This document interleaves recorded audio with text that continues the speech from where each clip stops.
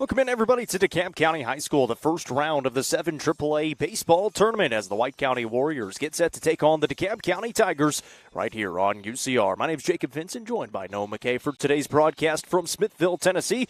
And it should be a fun one. Today's broadcast presented by Frontier Chevy. And Noah, these two teams, not an elimination game this year. Met last year in the elimination game, and it was a winner for DeKalb County in that one, 6-2. This time, they'll be playing no matter what, either Thursday or Friday. It depends on who's going to be playing tomorrow and who's going to be playing on Friday, and we'll see who finds out tonight. These two teams split in the regular season, a 7-2 win for DeKalb County, an 11-10 walk-off win for White County in the second game. Yeah, it should be a good one tonight to that point, Jacob. But, you know, it's interesting as you talk about kind of the stakes in this game, how it's a double elimination tournament, of course, so this is not an elimination game.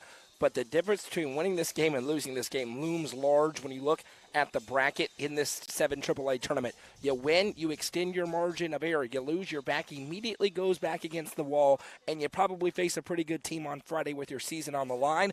The winner of this game gets the regular season district champion Upperman Bees tomorrow. You'd much rather do that and take your crack at them in the winner's bracket. A lot on the line here tonight. We'll get to the Swallows Insurance starting lineups in just a little bit. Austin Pianchi for the White County Warriors leads things off against Evan Pritchard on the mound. First pitch swinging right to Kirby at shortstop, and the throw to first is in time. 1 pitch and 1 out for Pritchard and DeKalb County. Yeah, good job there. Good swing on the ball, but right at Kirby, and you mentioned it. He's moved around the middle infield this year. He's played second base. He's playing shortstop here today. No problem for him there on that hot grounder right to him. Makes the play. For White County, Eli Smith bats second. Jack Everett in the third spot. Will Thomas batting fourth. Pritchard will deliver. The lefty swinging again right at Kirby. 2 pitches and 2 outs, and both of them right at Dallas Kirby at shortstop. Dream start for Evan Pritchard on the mound for DeKalb County, and I wonder if you're in take mode here for a pitch at least, maybe a couple. You do not want to go down on a 3-pitch inning to open up a district tournament. Well, Pritchard has been in the zone early on in this one. He did pitch against White County in that first game in the 7-2 victory. 5 innings. He gave up just 2 hits, 1 earned run, 5 strikeouts, and 3 walks in his last outing against Cumberland County. 5 innings, 4 hits, 1 earned run, 1 strikeout, and 5 walks. He struggled with the command, but able to get the win in that one. They beat him 20-1 in the second game against Cumberland County. Throws that one outside, and it's 1-0. Pritchard delivers, and there's a called strike. 1-1 now to Jack Everett, the first baseman for White County. DeKalb County 6-20 on the year, 3-7 in 7 AAA play. White County 8-18. They were 2-8. And a good job by Everett to take some pitches. If nothing else, if you go down, that's okay. 1, 2, 3, that's not the worst thing in the world. But got to make Pritchard earn it out there and throw some pitches. Pritchard has been good this season. The lefty misses a little bit low, and it goes to 3 balls and a strike now on the 3-hole hitter for the Warriors. He's able to mix up the slider with the fastball. There he's in the upper 70s with the velocity. So all about that location. And, of course, you got the lefty arm, so you always love a good southpaw. 3-1 delivers. Fouls back, and it's to the backstop. 3-2 now on Everett with 2 away here in the top of the first. Again, the winner moving on to take on Upperman tomorrow at 4 o'clock. We'll be there for that one. And the loser will move on to the Friday round, take on the loser of Livingston Academy and then Stone Memorial Cumberland County. That game going on right now. That one misses outside, and it is a 2-out walk issue to Jack Everett. Good battle there, and Everett able to put a little bit of pressure on, force Pritchard to go out of this stretch. We'll see how the lefty out there responds for DeKalb County. Live tonight, Facebook page, YouTube channel, and the NFHS Network. Tomorrow, you mentioned it, we'll be there for the rest of this tournament all the way through. We will have every game live streamed on all 3 of those platforms. Will Thomas stepping in for the first time. Runner on first base with 2 away here in the first. And there's a pitch across for Pritchard, a strike. And this is going to be interesting to see the kind of game script here. They played one game, which was kind of your normal 7-2 style ball game, and then one that was very, very high scoring. And gets that one past him, and it goes ahead in the count. 0-2 now on Will Thomas. With these 2 pitchers, you would imagine it's a more normal stat line out of this game. I think it was like 22 combined hits in that second meeting back a few weeks ago. That was early in the season as well when that game took place. That one misses away. Yeah, that was the first district series of the year. So that was all the way back in March to start the season. And again, these 2 teams met last year in the elimination game. DeKalb County was able to keep their season alive in a 6-2 win. That one fouled back into the mitt. And a good start for DeKalb County. A big fist bump from Coach Webb on the sideline. And stranded runner at first base. We head to the bottom of the first. No score from either side. High school baseball, the start of the 7 AAA District Tournament right here on the Frontier Chevy UCR Media Network.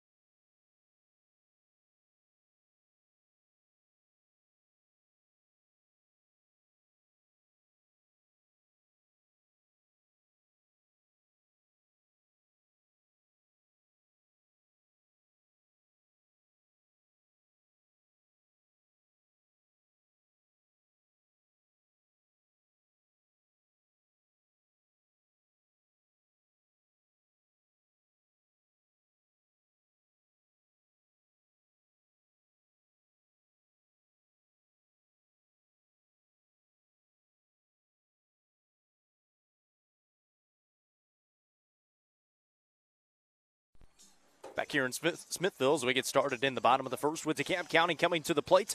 Their lineup looks like this. Connor Young bats first. Ty Webb batting second.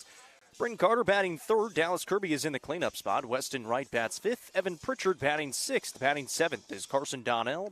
Braxton Cantrell is in the eighth spot. And Tucker Webb bats ninth. On the mound for White County, a really good pitcher. Trenton Wilson, 13 appearances so far this year. This will be his seventh start of the season.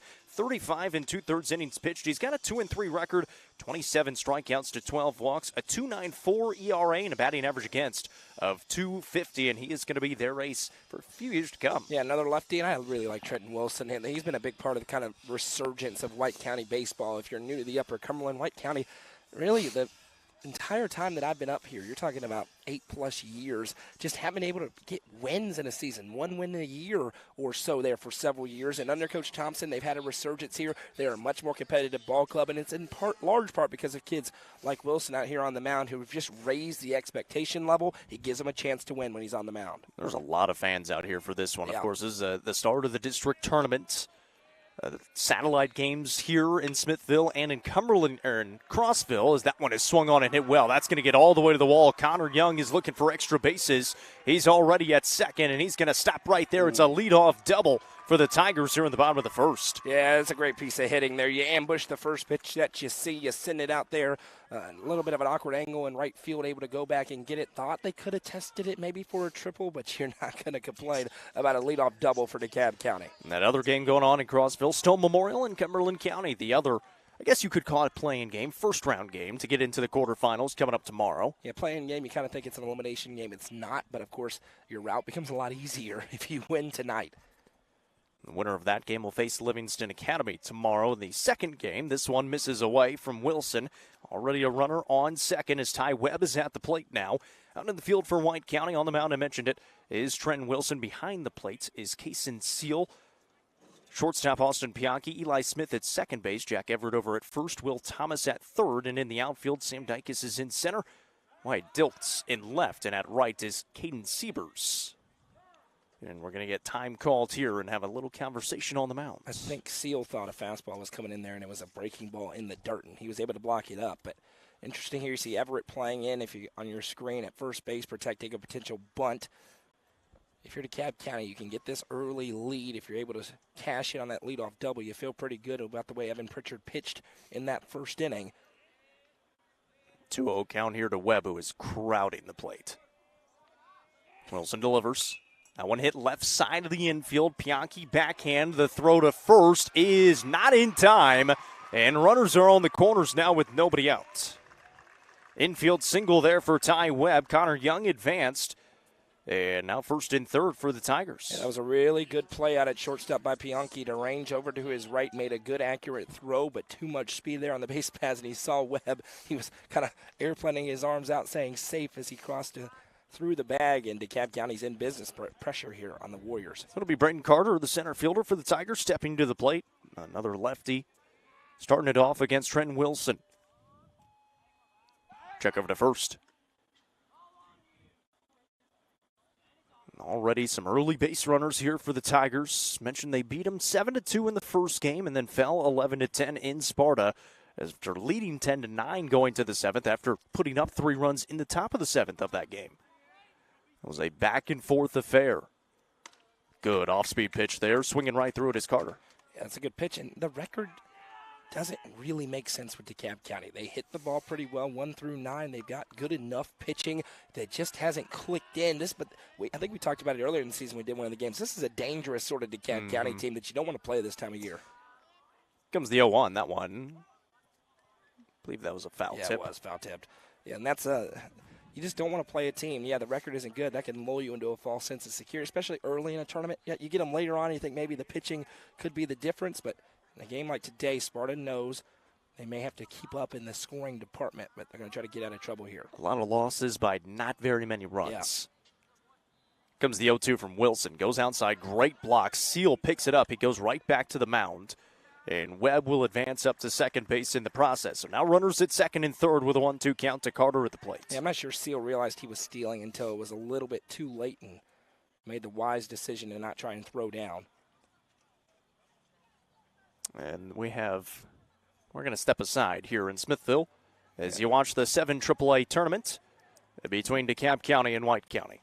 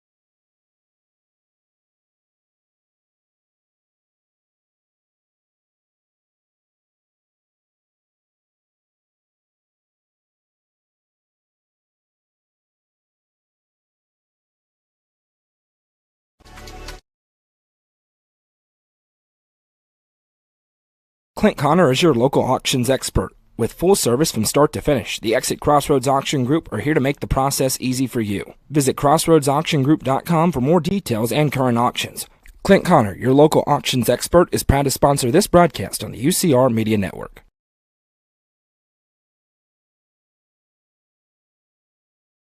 Delicious Pan Pizza is Domino's best-kept secret. With locations in Smithville, Sparta, Livingston, Allgood, and 2 in Cookeville, Delicious Pan and hand-tossed pizza, pasta, and more is never far away. Use the Domino's app to take care of your game day eats today. Domino's is proud to support this broadcast on the UCR Media Network.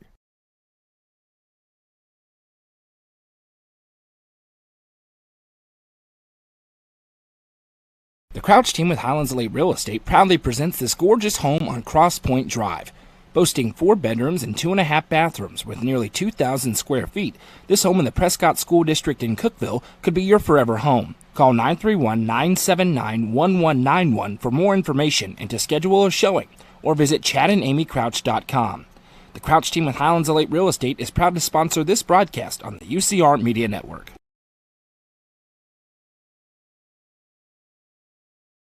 Nelson Trophy and Screen Printing is proud to support student-athletes and athletic departments throughout the Upper Cumberland. They're also proud to sponsor the Nelson Trophy and Screen Printing Player of the Game on this broadcast. From trophies to t-shirts, they can do it all. Stop by and see them at 120 Circle Drive in Allgood or give them a call at 931-537-9559. Nelson Trophy and Screen Printing is proud to sponsor this broadcast on the UCR Media Network.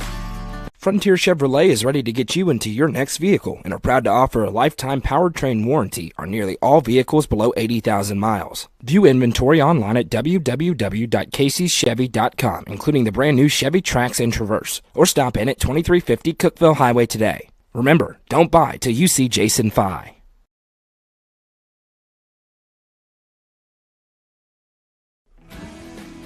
I'm looking for someone who can keep me comfortable, stay here for the long run, and definitely not high maintenance. Not right. Absolutely not. This one looks perfect. Find your perfect match with Hiller. Get a free UV light with select new HVAC systems, 50% off a descaler with new tankless water heaters, or free surge protection with a new whole home generator. Like that one too.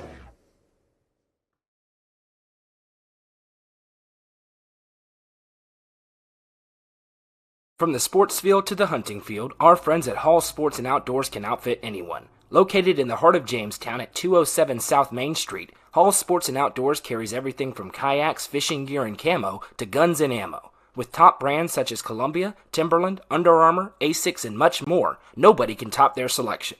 Need some custom gear for your team? They also offer uniforms, gear, and custom embroidery.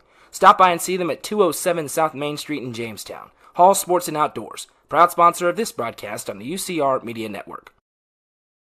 Loading the kids in the car, brokering peace in the back seat, mastering the snack handoff without even looking. Why are simple things sometimes so complicated? Thankfully, with auto owners, insurance doesn't have to be one of them. We work with independent agents who keep insurance simple, so you can worry about more important things, like figuring out what's growing in that cup holder. That's simple human sense. Visit swallowsinsurance.com or call us today, 931-526-4025. Protecting your future, it's what we do.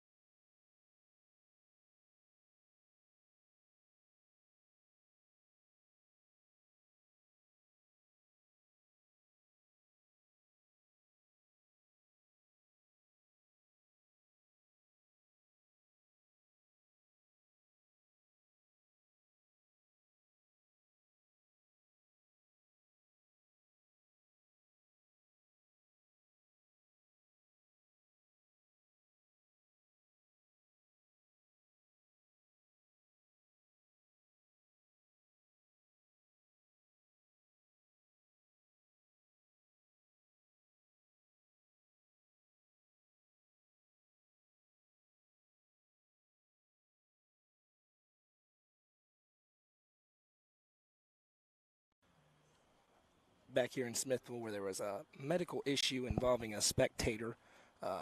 The game is paused as the paramedics are here. The gentleman is back to sitting up. I have no further information other than that, other than glad to say that he is back in sitting. The paramedics looking at him now, and so when we have a further update, we will let you know. Until then, we're just going to leave the intermission graphic on the screen as we're here in the bottom of the first inning.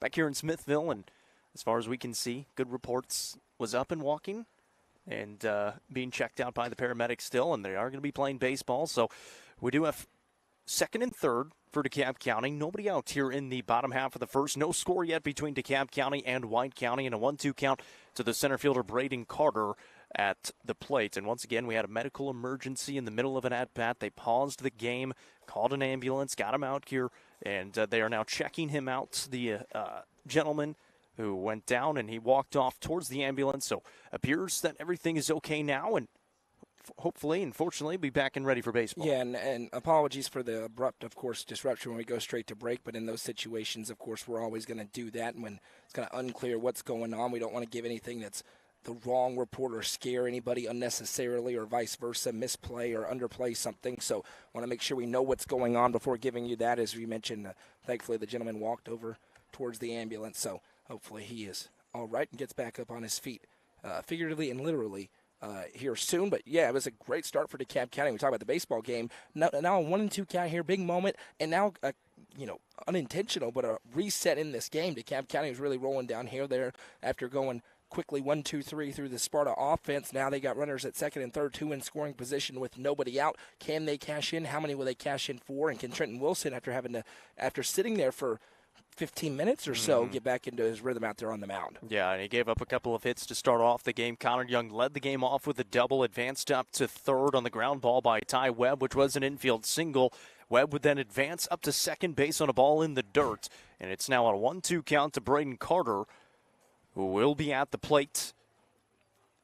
with nobody out here in the bottom of the first, and they're still just kind of making sure everybody's warmed up, making sure everything's good to go before they get this game underway. They may wait for the ambulance to leave as it's sitting over there on the first base line, still with the lights on. And so we may wait on that, but they appear to be ready to go baseball-wise. Again, this is the first round of the District 7 AAA tournament. We've got this game here. We've got the game going on in Crossville tonight between Cumberland County and Stone Memorial. Crosstown rivalry matchup there. I believe Goose might be out there. I thought he may be coming here, but I think he didn't. We ended up doubling up in District 7 AAA that way. So UpperCumberlandReporter.com coverage coming later on tonight from there.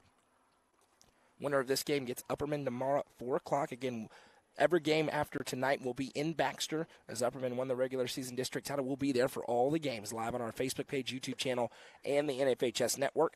And it is Stone up 5-0 with the bases loaded in the bottom of the fourth inning. So the Panthers threatening to break that one open. Sure appeared like it was going to be a really fun matchup tomorrow night. Nick Osmond at the plate. Already has 1 grand slam this season. It seemed like when we got the brackets and everything was finalized that we were barreling towards round number 3 between Livingston and Stone. That's bearing out. That would be tomorrow night at 7 o'clock, the nightcap tomorrow, if that result holds. And those two, of course, had a couple of barn burners, 2 walk-off victories in that series. One was on Monday, then the rain came in, so the other one came on Friday, with each team winning one after the other. So we'll see what game number 3 could be. And that's a huge one there, right? That's where you really get into that double elimination, and the more games you can win early in the tournament, the better and better position you're going to be. Of course, unlike in basketball, in baseball and softball and in soccer, only 2 teams make it out of the district into the region tournament. So a lot of moving parts going on here, and I think we are waiting on the ambulance to depart. So we continue to wait to get back to baseball action here. But yeah, like you said, and you mentioned the winner of this game has a much better path to making it deep in the district tournament. Of course, you'd face Upperman tomorrow, but then you wouldn't play until Friday, and you'd feel like you'd have a more advantageous opportunity in that game on Friday, depending on what you could do tomorrow against Upperman. Yeah, and if you win this game, it just completely changes the matchups all the way through and through. Get the bracket on you as we can kind of look at it. It does get a little bit weird with the 2 teams getting that first round bye in Livingston and Upperman. But if you win this game, even if you were to lose tomorrow, which of course neither of these teams would have any intention of it, well, then you would play the loser of the other game tonight. So you would play Cumberland County, a team both of these teams have defeated this season before moving on throughout this tournament. So it's going to be really interesting to see, of course, how this game goes, and then from there how this tournament shakes out. As you have those 2 top teams both at 9-1 in the district, with the Wildcats and the Bees, and then really kind of a logjam. Stone slid in just behind them, and then a logjam of these 2 teams between White County and DeKalb County, and of course this year no Macon County in the district, which would have made it even more interesting.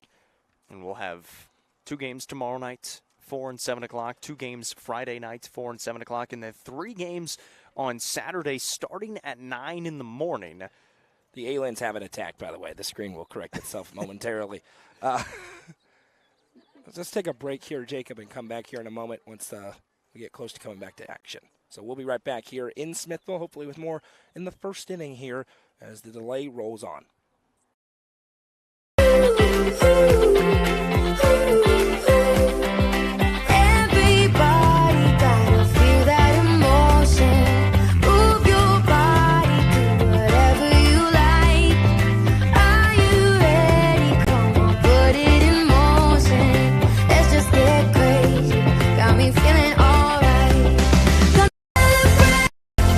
Raise a glass so high, gonna celebrate.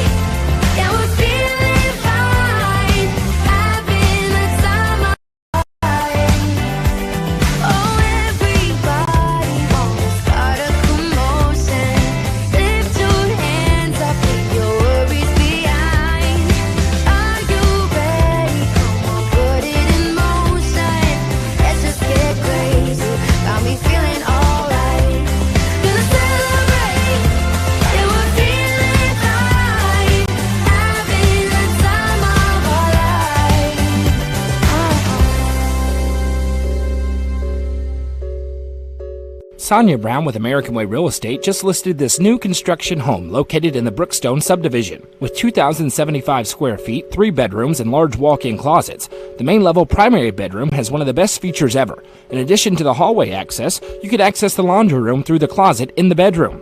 The kitchen also features an island, a pantry, and stainless steel appliances. All cabinets throughout the house are soft close and have granite countertops. For more information, call Sonia Brown with American Way Real Estate at 931-979-7145 or 931-526-9581. Always ask for Sonia Brown. Sonia Brown with American Way Real Estate is proud to support this broadcast on the UCR Media Network. Fire and Vine in Cookeville is the Upper Cumberland's home for delicious Chicago-style pizza, beef, chicken, fish, and more. Located in Cookeville's historic downtown district, Fire and Vine's food and atmosphere will keep you coming back for more. Take in stunning views with creative food and drinks on the rooftop. Fire and Vine is proud to support this broadcast on the UCR Media Network.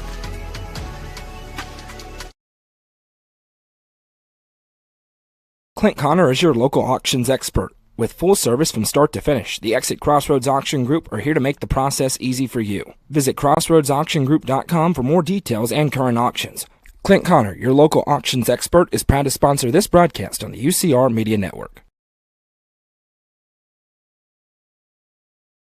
Delicious Pan Pizza is Domino's best kept secret. With locations in Smithville, Sparta, Livingston, Allgood, and 2 in Cookeville, delicious pan and hand-tossed pizza, pasta, and more is never far away. Use the Domino's app to take care of your game day eats today. Domino's is proud to support this broadcast on the UCR Media Network.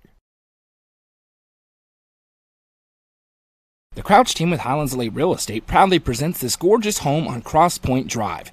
Boasting 4 bedrooms and 2.5 bathrooms with nearly 2,000 square feet, this home in the Prescott School District in Cookeville could be your forever home. Call 931-979-1191 for more information and to schedule a showing, or visit chadandamycrouch.com. The Crouch team with Highlands Elite Real Estate is proud to sponsor this broadcast on the UCR Media Network. Nelson Trophy and Screen Printing is proud to support student athletes and athletic departments throughout the Upper Cumberland. They're also proud to sponsor the Nelson Trophy and Screen Printing Player of the Game on this broadcast. From trophies to t-shirts, they can do it all. Stop by and see them at 120 Circle Drive in Allgood or give them a call at 931-537-9559. Nelson Trophy and Screen Printing is proud to sponsor this broadcast on the UCR Media Network. Frontier Chevrolet is ready to get you into your next vehicle and are proud to offer a lifetime powertrain warranty on nearly all vehicles below 80,000 miles. View inventory online at www.caseyschevy.com, including the brand new Chevy Trax and Traverse, or stop in at 2350 Cookeville Highway today. Remember, don't buy till you see Jason Fye. I'm looking for someone who can keep me comfortable, stay here for the long run, and definitely not high maintenance. Not right. Absolutely not. This one looks perfect. Find your perfect match with Hiller. Get a free UV light with select new HVAC systems, 50% off a descaler with new tankless water heaters, or free surge protection with a new whole home generator. Like that one too.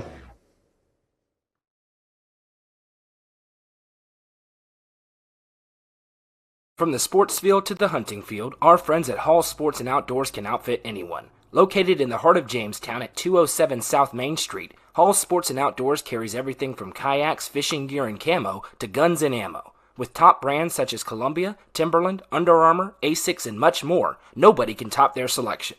Need some custom gear for your team? They also offer uniforms, gear, and custom embroidery. Stop by and see them at 207 South Main Street in Jamestown. Hall Sports and Outdoors, proud sponsor of this broadcast on the UCR Media Network. Finding that missing shin guard, remembering whether it's a home or away game, getting the right kid to the right playing field on the right day. Why are simple things sometimes so complicated? Thankfully, with auto owners, insurance doesn't have to be one of them. We work with independent agents who keep insurance simple so you can worry about more important things, like not being that fan. Oh, come on, ref! That's simple human sense. SwallowsInsurance.com or call us today, 931-526-4025. Protecting your future.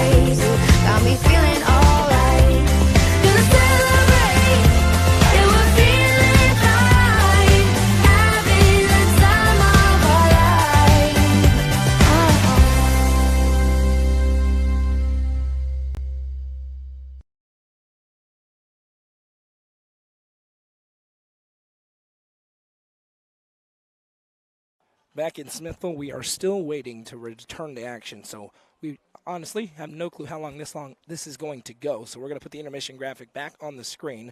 We'll mute the microphones, and when we have an update or we're back to playing baseball, we will be back. But it is still scoreless here, just getting started in the bottom of the first inning.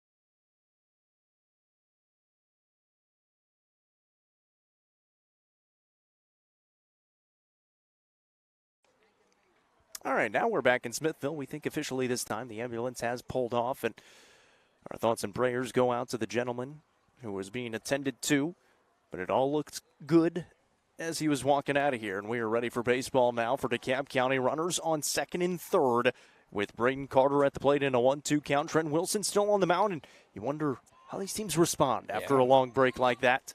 It's just not going to be fun on the pitchers. Trent Wilson and then Evan Pritchard even worse. It's been a long time since he's thrown a pitch. So we'll see how that impacts. This could be an offensive-friendly day, considering the circumstances. Trent Wilson working out of the windup. A long look in before we got started, and now time is called. Why not? Again, a 1-ball, 2-strike count to Braden Carter, the center fielder. And now Wilson ready to go. Back underway. This one popped up right side. That'll sail into the hitting facility and a foul ball. And this is one of those kind of uncharted things. You're not used to having a delay like that in the middle of an inning, especially on a sunny day and maybe a rain delay. But I'm not quite sure early in this who it favors more. Carter with a little bit of new life, but he's behind in the count 1-2. 30-plus minute delay here in the bottom of the first. Still nobody out. This one swung on, sawed off right side, caught by the first baseman, Everett. It's going to keep everybody at where they are. And the first out of the inning. Big out there for Sparta because it keeps the runner off the board. For DeKalb, you would take, it's a playoff game. A sac fly deep enough to score the run every day of the week. You would take that in this situation. But for Trenton Wilson here, if he's able to get one more out, he could get out of here without giving up anything. So big AB coming here. DeKalb County in their digi-camo tops, white bottoms, white helmets. First pitch to Dallas Kirby, fouled back as White County in their maroon uniforms. They played Cookeville on Monday, fell 10-0 in that ball game. Cookeville taking on Laverne in their first district game. That might be where Goose is too. He's either in Cookeville or Crossville. Yeah, he's one of those two places. It's like he works with us and we don't know where he is. He that website is his. Check Twitter and I baby. guess we'd find out. Yeah. That one misses outside, and the count goes to 1-1 on the shortstop, Dallas Kirby.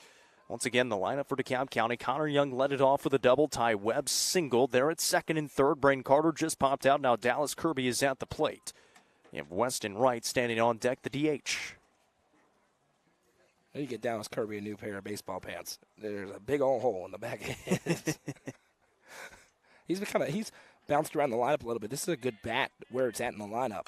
Swung on here, fouled out of play, and it's now 1-2 on Kirby. And I think we've seen some of that out of Coach Webb, trying to balance out his lineup a little bit, get more of that hitting as opposed to, that 1 through 4 was really strong, but then you drop behind it and it would just be a lot of outs tallied on top of each other, and try to mix it up, put a bat like Dallas Kirby down here in the 5-hole. So after Wilson gave up back-to-back hits, he has gotten a pop out to Braden Carter. He's in the count here 1-2, looking for his first Birdie's Lounge strikeout. Not going to get it on that one. A good battle swing there by Kirby as he fouls it out of play again.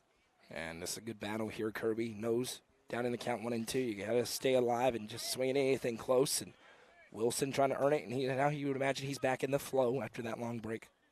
And the net here at DeKalb County, very short. And light poles, as we saw on Monday, are very much in danger. As that one misses low, needs to count up at 2-2. Yeah, if you missed on Monday, we were doing Upperman Mount Juliet. And Carson Shoup hit a ball into the light pole. Shattered it into a million pieces of glass. Just one of the bolts, not all of it. Yeah, it was wild.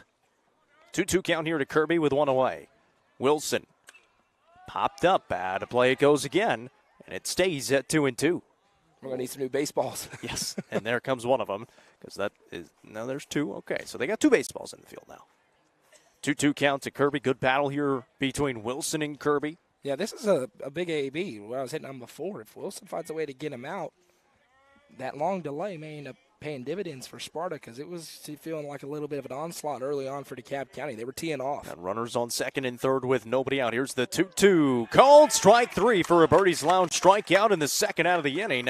And Weston Wright will come to the plate. Well, now here you go. If you're White County, you just heard it, the Sparta fans in attendance get a little bit of juice out of that one.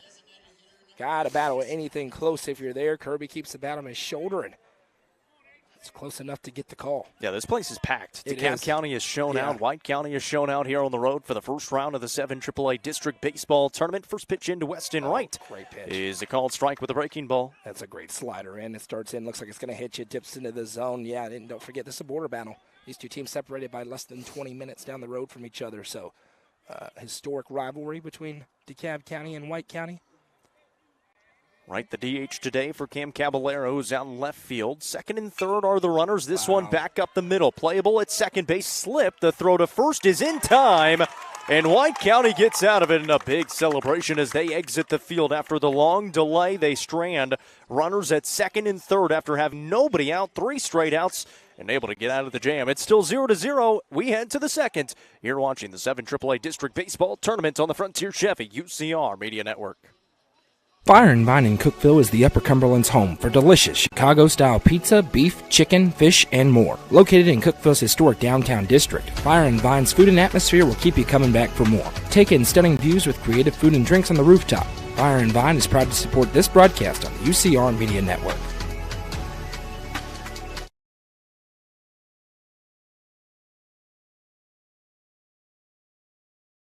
Clint Connor is your local auctions expert. With full service from start to finish, the Exit Crossroads Auction Group are here to make the process easy for you. Visit crossroadsauctiongroup.com for more details and current auctions.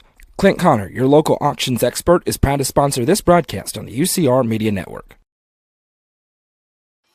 What a bounce back there for Trent Wilson and the White County Warriors, able to get out of the jam after having second and third and nobody out. Got a pop out, a strikeout, and a ground out to strand 2 runners after a couple of hits, and we have a final in the first game tonight as Stone Memorial takes down Cumberland County 11-0. So that means Livingston Academy gets Stone Memorial tomorrow night at 7 o'clock, and what a great battle that one is going to be. Yeah, we're going to have some fun with that one. We'll be there for it, and of course, the funny part, or the interesting part, I should say, that game is final. And we're in the top of the second in a scoreless ball game. I think we're going to be here a little later tonight than they are up there in Crossville. That game started a little bit sooner. Of course, we had a 30-plus minute delay in the first. And for Evan Pritchard, he's been in the dugout that whole time. He did not hit in the inning, so we'll see how he comes out here in the second. After working a pretty clean first, got a ground out, a line out. He issued a walk on a 3-2 count, and then a big Birdie's Lounge strikeout to end the inning on Will Thomas. He'll face 5, 6, and 7 here from White County. Cole Gentry, Kason Seal, and Caden Siebers here in the top of the second inning. Well, we saw Wilson really settle in after that break. What happens with Pritchard, who was throwing a ton of strikes in that first inning? And there's a little bit of an answer, as that one was not close. They do not have the lights on yet, but we will definitely be under the lights tonight. It's starting to, it was toasty. In low 80s, it was getting warm. It's Perfect really nice out here. No wind. 1-0 from Pritchard, misses low. 2 balls and no strikes now to the DH, Cole Gentry. And we've seen this at times in Evan Pritchard's career where he's a little bit streaky. He'll throw several balls in a row, then start pounding the zone. He can mix it up, and not sure if it's intentional or not, but I think you're in one of those down stretches right now. 3 straight balls, none have been particularly close. And we wondered how he would come out of the delay, being in the dugout the whole time. Hasn't been out on the mound. It has been at least 40 minutes for him since he has been out there on the mound. Yeah, that's a really tough spot. If you haven't played baseball, it's a rhythm game. When you're pitching, you just got to keep throwing and keep your arm warm. So that's a tough spot. There's a good Finally pitch. Gets a strike across to make the count 3-1. Especially unexpected, right? It's easier to shake it off if maybe your offense, especially your offense, has a big inning, as that one's across for a strike at the knees, 3-2. When you're, if you have a 8-run bottom half of the inning, you're engaged in it. When you're just sitting there, that's a little bit different. Here comes the payoff from Pritchard. That one misses low, and that'll be a leadoff walk issued to Cole Gentry for the Warriors, who are now trying to get a little action going on the base paths themselves. And a lot of times, we've said it multiple times this season, if you get out of a jam on the defensive side, usually it heats the bats up on the offensive side. And these two teams are in this one, especially Sparta. They're showing a lot of emotion there coming off the field after getting out of the jam on that walk. A big yell coming out of the dugout. They're engaged in this postseason game. So Gentry over at first. Pritchard, the lefty, staring straight at him, will check over. A good throw, but reading it the whole way was Gentry. He will dive back in safely. That's a big enough lead for Gentry that if you don't throw it over your Pritchard, you're encouraging that behavior for him to go further and further away from that bag. Kaysen Seal is at the plate for the first time, the catcher for the Warriors. Will deliver home to him. It's a bunt. Great bunt. Really good bunt. And nobody covering. He's going to be safe. As moving up to second is Gentry. Nobody covered the bunt. Not a single person. It was Pritchard going after it himself. Well, we've talked about the difference in the infield. Dallas Kirby now over there playing shortstop, and second baseman knows he goes there. But Kirby actually went to cover third on the bunt, thinking that the third baseman was going to collapse in. He didn't, stayed on the bag. Nobody goes as the second baseman goes to cover second, and that's an easy bunt single. And now Sparta's threatening. So now first and second for Caden Siebers, the right fielder, as that one misses low. A fake throw behind the runner and Gentry at second base. Yeah, Gentry's got to be a little bit careful back there. Webb behind the dish, one of the better defensive catchers we've got in a district loaded with good catchers. And he got way off the bag there. Kirby was a little late covering, though. So Siebers trying to do a little bit of damage here in the top half of the second inning. Showing bunt, pulled it back. It is a ball, and it's 2-0. For Pritchard here, he's got to find a way to find the strike zone here and trust the defense to make a play. Despite the mistake on the last one, do not want to load these bases up. White County threatening early, offered at that one. That one will be a called strike, was unable to get it down, and you saw the first baseman come in that time for DeKalb County. The defensive alignment much better that time, at least on the attempt. Well, and I think the bunt in the last AB kind of caught him off guard. Weren't expecting that, especially that good of a bunt out of Seal. It was a great bunt. Perfect. It would have been tough even if they were in the right position to get that one. That one misses high, and another fake throw down to second base. Kirby is covering there at second base, so if he wanted to throw, he could. But now it's 3-0 to Siebers at the plate. Or 3-1, I beg your pardon. Of course, Coach Tyler Thompson there in that third base coach's box, his second season after coming over from Cumberland County as an assistant. That one misses low. And now the second walk issued here in the inning loads the bases for the pitcher in Trenton Wilson. Tyler Thompson has done a sensational job at White County. He's got a good core of middle schoolers coming up as well there in Sparta. They're just so much more competitive. Can you imagine 2 years ago, Sparta having the bases loaded with nobody out in a district tournament game? They've got it here, and now wasting no time. Coach Webb wants a word here with Pritchard, knowing the importance of this game. When you look at the bracket in this tournament, you cannot afford this to turn into a big inning for Sparta and a big opportunity for Trenton Wilson to help his own cause. Yeah, Trenton Wilson batting here in this 8th spot. Stamdikis follows him up in the on-deck circle. Bases loaded with nobody out here in the second.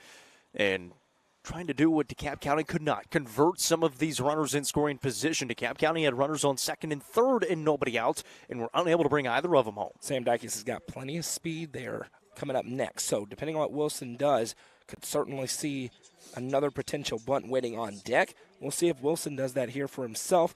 Changes the game, though, with a force out at home. Corners are in middle infielders. Double play depth here with nobody out. There's a called strike. Trenton Wilson at the plate. That's one. If you know, you know. That's one. Pritchard delivers. That one misses low. Great block by Webb. They keep it in front. I don't know how many games this is. It's several that we've done at DeKalb. I can't remember a time where a ball has gotten behind him. He's just tremendous back there blocking those baseballs. Yeah, we've talked about this district just littered with catchers. Nick Osmond, Ricky Allison, Carson Parrott, Webb in that conversation. This one swung on and missed on the breaking ball, and it's 1-2. Yeah, it's a good pitch. Now you're here against the lower third of the order for Pritchard. That's when you want to go into attack mode. Can you get a strikeout or two? You know you're probably outside of a double play going to have to face Bianchi at the top of the order, but you'd much rather do that with a couple of outs on the board. Another good block by Webb, right into the middle of the chest protector. Evens the count up at 2 balls and 2 strikes. And that is all anticipation. He sees it coming out. He knows it's going to bounce, so he's sliding early. He's not reacting. He's anticipating it. The 2-2 pitch. That one does get past him. Here comes the runner for White County. The throw to home is not going to be there. And the first run comes across for the Warriors. Everybody advances, and White County leads it 1-0 as Cole Gentry comes across the score. There's absolutely nothing Webb can do on that one. He read it right, sliding over, but it's been several pitches that have bounced in front of the plate. That one takes the hop directly to the right, and now Sparta's in business. And what a change. 2 on with nobody out in the bottom half for DeKalb. It's scoreless after 1, and now White County's putting the pressure on. 3-2 pitch. Swung on and missed. That's a big strikeout right there for Evan Pritchard for the first out of the inning to sit Wilson down, but still runners on second and third, and Sam Dyke is coming to the plate with a lot of speed like Noah mentioned. Yeah, this could be a bunt. There is the pitch from Pritchard. Not showing. It is called a strike. That's a good pitch. Maybe a little bit high, but fired in there. Comes the 0-1. Swing and a miss, and it's 0-2 now. Pritchard headed ahead in the count, looking for his second out here in the inning. You go high, you go low. Now you can go whatever you want if you're Evan Pritchard. The lefty delivers. That one bounces low, and Webb keeps it in front again. Multiple times now he's had to deal with a lot of them in the dirt. He's only let one get past, and so far that's the difference in this game. Pritchard walking his way back onto the mound. You can feel it. This is a postseason game. The intensity level's ticked up just a little bit over the games we've been doing the past few months. Comes the 1-2. Another good block by Webb, and it's 2-2. And yeah, not an elimination game, but it kind of has that feeling to it a little bit. You don't want to put yourself in a hole and into the loser's bracket coming up on Friday. You'd rather be playing in the winner's bracket quarterfinals tomorrow. Doesn't matter if you're playing Upperman or not.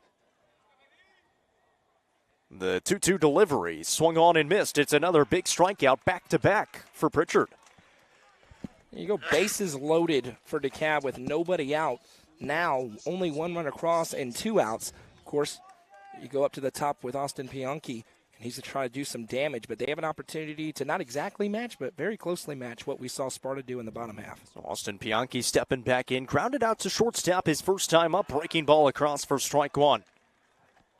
2 away here in the second, runners on second and third. The Warriors had bases loaded with nobody out. Have scraped one across after it got past Webb behind the plate. Another breaking ball and another called strike. It's 0-2. Now he's finding the zone. I mentioned kind of a streaky pitcher. You can see several misses in a row, but now he's back to dialed in. You're going to see a big celebration here from DeKalb County if they're only able to allow the 1 run. The 0-2, swing and a miss. It's another Birdie's Lounge strikeout, 3 in a row after loading the bases for Pritchard on the mound. 1 run does come across for the Warriors, and they lead it 1-0. But DeKalb County coming back to the plate in the bottom of the second. You're watching the 7 AAA Baseball Tournament on the Frontier Chevy UCR Media Network. Delicious Pan Pizza is Domino's best-kept secret. With locations in Smithville, Sparta, Livingston, Allgood, and 2 in Cookeville. Delicious pan and hand-tossed pizza, pasta, and more is never far away. Use the Domino's app to take care of your game day eats today. Domino's is proud to support this broadcast on the UCR Media Network. The Crouch team with Highlands Elite Real Estate proudly presents this gorgeous home on Cross Point Drive. Boasting 4 bedrooms and 2.5 bathrooms with nearly 2,000 square feet, this home in the Prescott School District in Cookeville could be your forever home. Call 931-979-1191 for more information and to schedule a showing, or visit chadandamycrouch.com. The Crouch team with Highlands Elite Real Estate is proud to sponsor this broadcast on the UCR Media Network. It's a 1-0 lead for White County as we get started here in the bottom of the second with the Tigers coming back to the plate. 6, 7, and 8 due up. Evan Pritchard, Carson Donnell, and Braxton Cantrell as we get going here in the bottom of the second inning. A big opportunity there for White County squandered after bases loaded and nobody out. Only brought across 1 run, and tip of the cap to DeKalb County able to get out of it. Absolutely, and we have no clue where Michael Lindsay was tonight. He's at York Jackson County. Oh, we were close. Baseball. Not even slightly, but coverage coming to uppercumberlandreporter.com. Of that ball game. But yeah, Sparta gets what they were looking for, the lead, but when you have bases loaded, nobody out, you're anticipating more than 1 run. Evan Pritchard locking in, getting those Birdie's Lounge strikeouts, and now DeKalb with an opportunity to answer on the other side as we start to get into the teeth of this game, back into the flow of it here tonight. And now the lights are on here in Smithville as the sun continues to set behind our backs over the football field in the high school. First pitch from Wilson misses a little high and inside to Evan Pritchard, who, like Noah said, going to try to help his own cause here on the mound, batting in this 6th spot. You know, Jacob, I was wearing jeans earlier today. I'm very glad I changed to shorts. It is I don't know why you're wearing jeans. I'm professional, you know. Some of us have meetings. That one off the end of the bat. Wilson down to his knees. Makes a good throw to first for the first out. Good job there. His feet were kind of going out from under him, so he says, all right, I'll just slide into this, and makes the easy flip over. Sparta's defense has made some nice plays. Even the infield single that they had, Pionki made a great play on it before that delay, ranging over to his right and made a good throw. Just got beat out by Webb. First baseman Donnell will step to the plate for his first time. It's been 4 in a row retired after the back-to-back hits to start the game by Wilson on the mound. That one misses a little bit away. Winner of this game moving on to play Upperman in the winner's bracket quarterfinals tomorrow. The loser will fall to the loser's bracket. They won't play till Friday, and they won't find out who they face until tomorrow, as they'll get the loser of Livingston Academy and Stone Memorial. That one swung on and missed.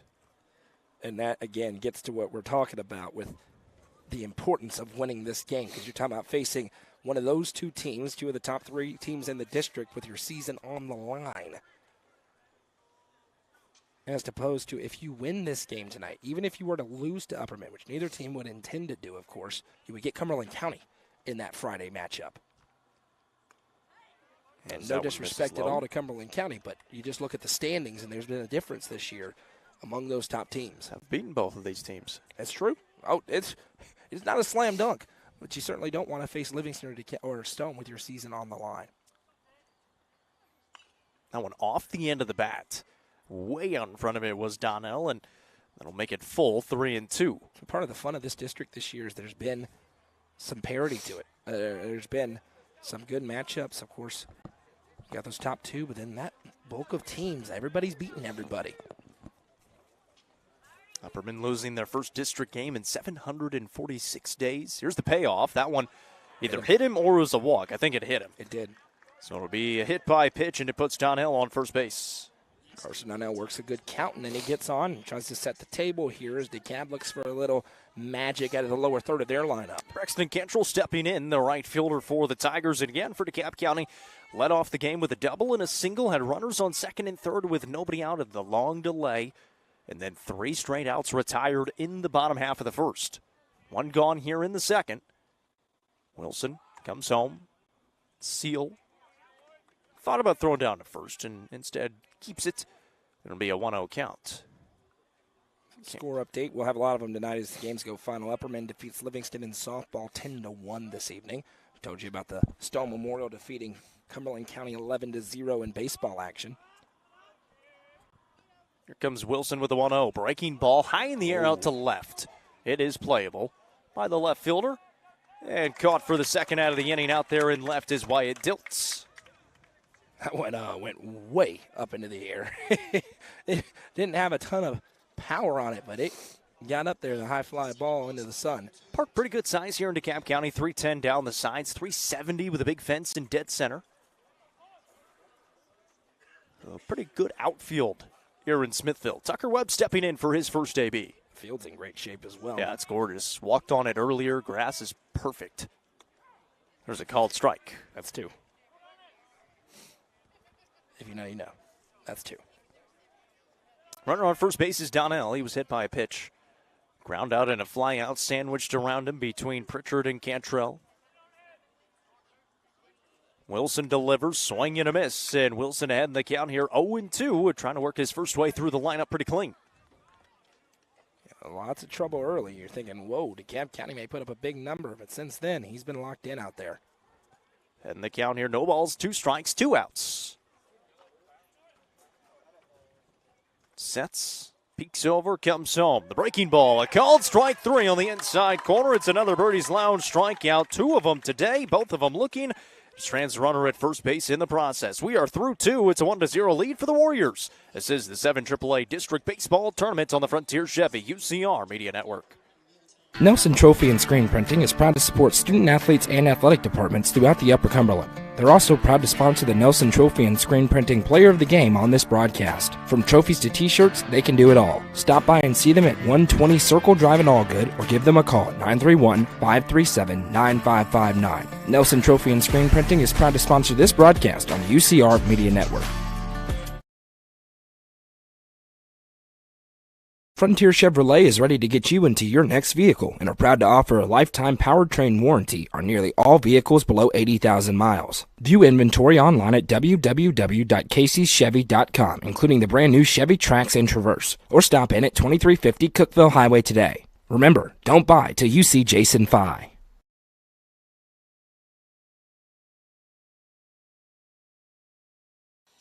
It's a 1-0 lead for the Warriors as they come back to the plate here in the top of the third inning. 2, 3, and 4 due up for him. Eli Smith, Jack Everett, and Will Thomas. Smith lined out to short his first time up. If you'll remember, first time through the lineup for Pritchard, it started out really well. 2 pitches, 2 outs, both of them to Kirby at shortstop. 1 a ground out, 1 a line out.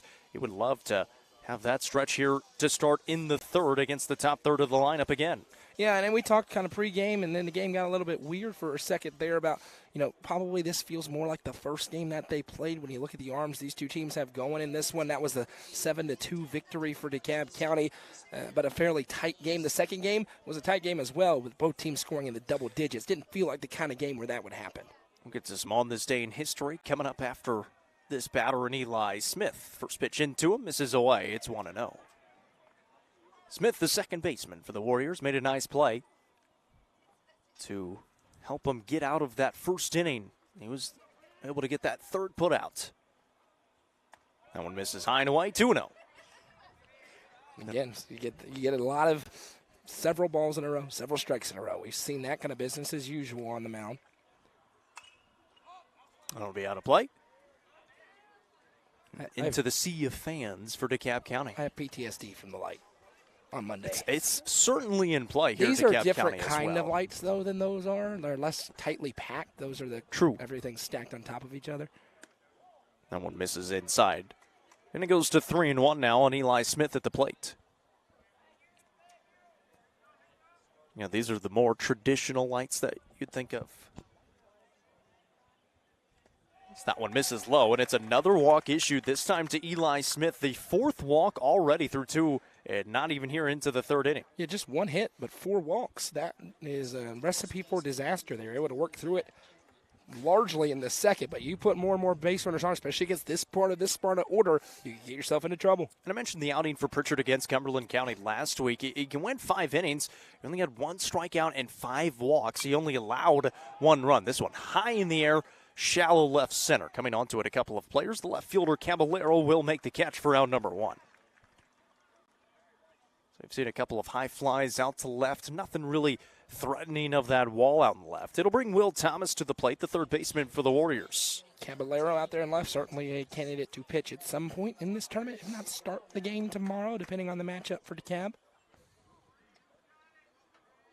Runner on first base is Eli Smith. Led the inning off with a walk. I say tomorrow, could be Friday. Loser this game won't play again until Friday. There goes Thomas. Great pick by Webb. Throw down to second. Not going to be in time.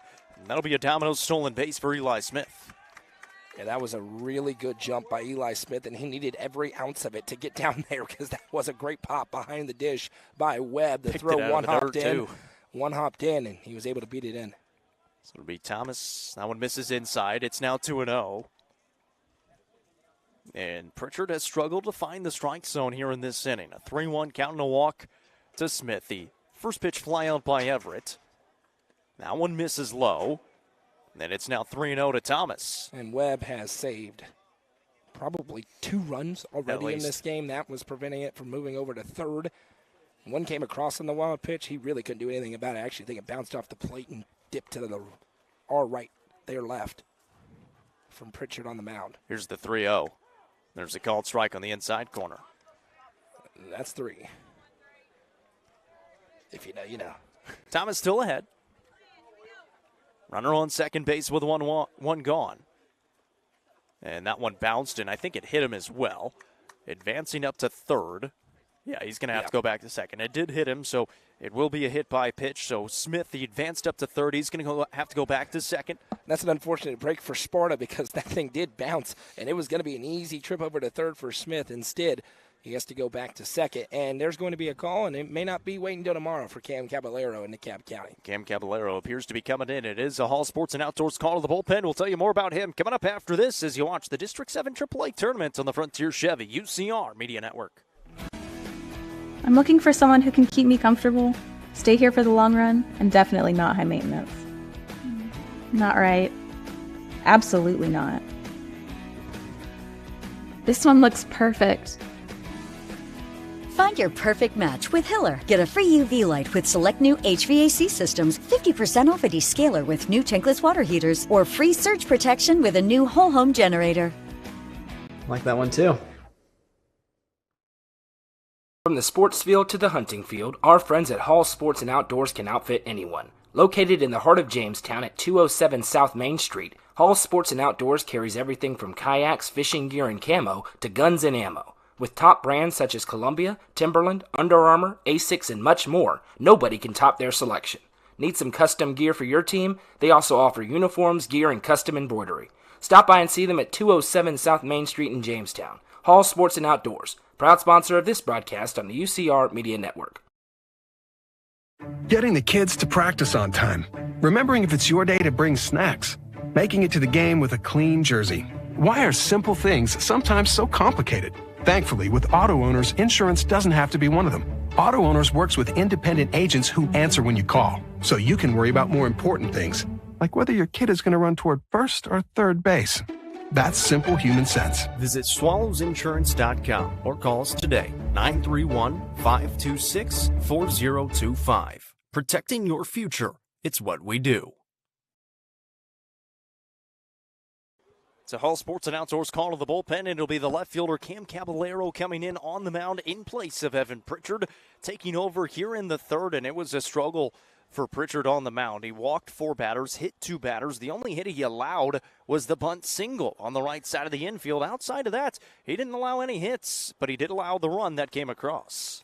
Yeah, and this is for Cam Caballero coming in. He's kind of been used. He started games. He's coming in relief in games, but you're also seeing, I think, so far, the importance of this game out of Coach Webb. He's been quick to go out to the mound now in 2 different innings, and there was no long leash in this one. As soon as there was any sign of trouble, he made the change. It'll be Cole Gentry he gets to face. Runners on first and second with 1 away here in the top of the third. Already 1 run across for the Warriors. They got that in the second. That one's a called strike for Caballero across.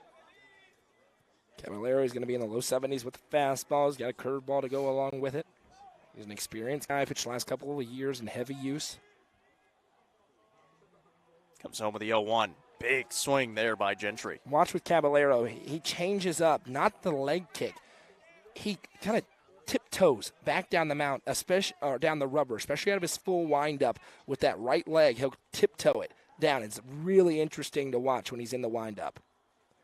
0-2. Breaking ball, got him to swing at it. Webb picked it out of the dirt, and it's the first Birdie's Lounge strikeout for Caballero. Yeah, that's a big start for Cam Caballero to come in with runners on first and second and 1 out and just quickly dispatches of the batter. That is some 3 really good pitches.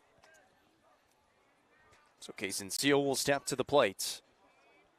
And Pritchard did have 4 Birdie's Lounge strikeouts. Peek back to second base as Eli Smith is out there. Will Thomas over at first.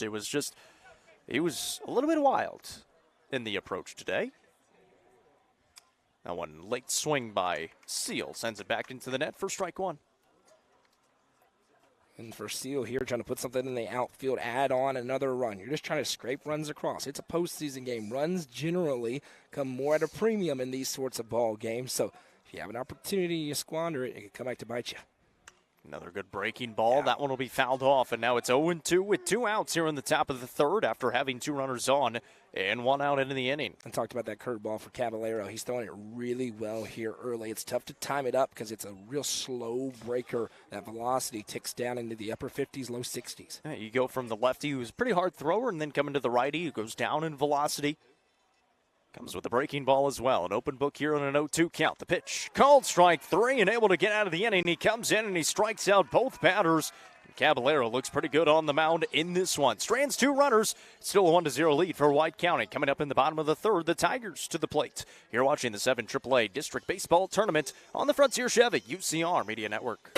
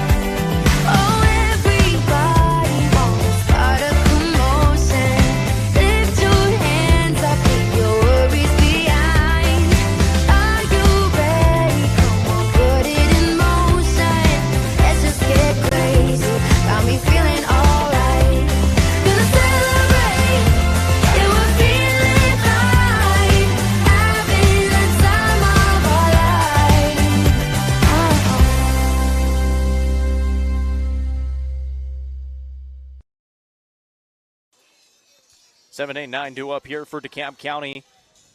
That's wrong. 1, 2, and 3 due up here for DeKalb County in the bottom of the third. Connor Young, Ty Webb, and Braden Carter. Connor Young and Ty Webb started off the game in great fashion. A double and a single. See what they can do here in the top half of the third inning. Before we get there, let's get to some On This Day in History. On this day in 1991, Ricky Henderson passes Lou Brock for the most steals of all time with his 939th. A year later, on this day in 1992, becomes the first player ever to steal 1,000 bags. Wow. Pretty impressive. Don't think that number will ever be touched. The only way it could be is for somebody like an Ellie De La Cruz because of the resizing of the bag. It's a lot easier to steal a base now than it was a few years ago. So, think about Acuna last year, 70 bags. You can get at that pace, but you have to do it over and over again. And guys aren't playing that long anymore. So Connor Young, who roped a double to right center all the way to the wall to lead this game off. First pitch he saw. On the first pitch. Swings first pitch, pops that one up and out of play. Yeah, when you have a hit like that on the first pitch, it automatically triggers you into attack mode. And that's something that a pitcher could use against you a little bit. Maybe you throw some more off speed out of the zone, try to get you fishing at something. We'll see if that's what Trent Wilson tries to do. Trent Wilson, ever since those 2 hits, he's been really, really good. He's only allowed 1 base runner since then on a hit by pitch. Is that one misses low, and it would have been a walk, so either way, it was going to be a base runner. Evens the count up at 1 apiece. Keep those comments coming along. Let us know where you're watching from and who you're cheering for between the Warriors and the Tigers. This is technically, I guess, the second play-in game, we'll call it, in District 7 AAA as Stone Memorial won the first one. That one misses high. David Ledbetter was asking if I'm wearing my TW hat tonight to Jacob. Yes. The black one. The black one. I get the black one. Not the red one. Not the red one. I like them both. I wore the red one, though, for like 2 weeks straight, so it's time for the black one. You can get a new Sunday red one for $300,000. Yeah, and lose my car. That one headed towards the lights. What's wrong with those people? Sunday red, if you aren't sure, is Tiger Woods' new line of apparel. Which I don't even hate the logo as much as everybody else does. They're charging like $160 for a polo. You know how much a ball marker is? $55. $55. Not even mines. Had a friend say today, you know how much mine costs? 5 cents. Yeah, it's a nickel. That one misses in the dirt, and it's 3-2. I said, when will you buy the Sunday red? I said, when they stop smoking crack. That's when I'll buy the Sunday red. Get out of here. 3 balls and 2 strikes to Connor Young at the plate. And now what? By the way, it was 317, David. 317-yard drive on Saturday. But just so we're clear. This one hit left side of the infield. Shortstop Pianki has it. Has to make a good throw. Wow. Good pick by Everett at first base for the first down of the inning. Yeah, Everett's a really good first baseman over there. That's a tough play. As a former first baseman, you love to see that, to be able to dig it out of the ground the way that he did. So it'll be Ty Webb coming to the plate for the second time. Singled his first time up on the infield single. It was a backhand by Pianki. Just couldn't get the throw there in time. As Webb, although he's a catcher, he's got some speed. He was able to beat it out back in the first. 1 away here in the third. DeKalb County trying to get some hits strung together here. And Wilson has been really good. That one missed somewhere. It's been called a strike at times tonight. That's 5. If you know, you know. Some people in the comment section do know. And they want me to go off the rails, but I'm not there yet. It's a good baseball game so far. Good breaking ball and fouled away by Webb. Evens the count up at 1 apiece. If it gets out of hand, then maybe I'll have more fun. But for now, I'm just going to stick with that's 5. It wasn't the cart path. It was the 40-mile-an-hour wind gust at my back, Young, by the way. But, hey, semantics, you know. 1-1. Hit hard, right center. Dangerous. And that'll be caught by the right fielder, Siebers, on the run. How about that? Great play by Siebers. That was very dangerous. Angling towards the gap. It was kind of slicing away from the center fielder who's on his way to it, and Siebers got a great jump. The hat goes flying as he makes the catch, and that's a big second out. Heck of a catch by Siebers out there and right for the second out of the inning. And again, Wilson on the mound, getting some help from his defense, has been really, really good. Now, that one time through the lineup. You're into his second time. Braden Carter coming to the plate with 2 away in the third. Swinging first pitch. Going to be a tough play. Wilson, the lefty. Bare hand throw is not in time. Had to turn his body all the way around, and I think just in doing that gave Carter just enough time, the center fielder with a lot of speed, to beat it out for the infield single. Coach Thompson's coming out. That's a good call. Yeah. He got beat. Coach Thompson's going to have a word with It's a really good effort. Yeah, it was a great effort, and it was a good throw, but he got there.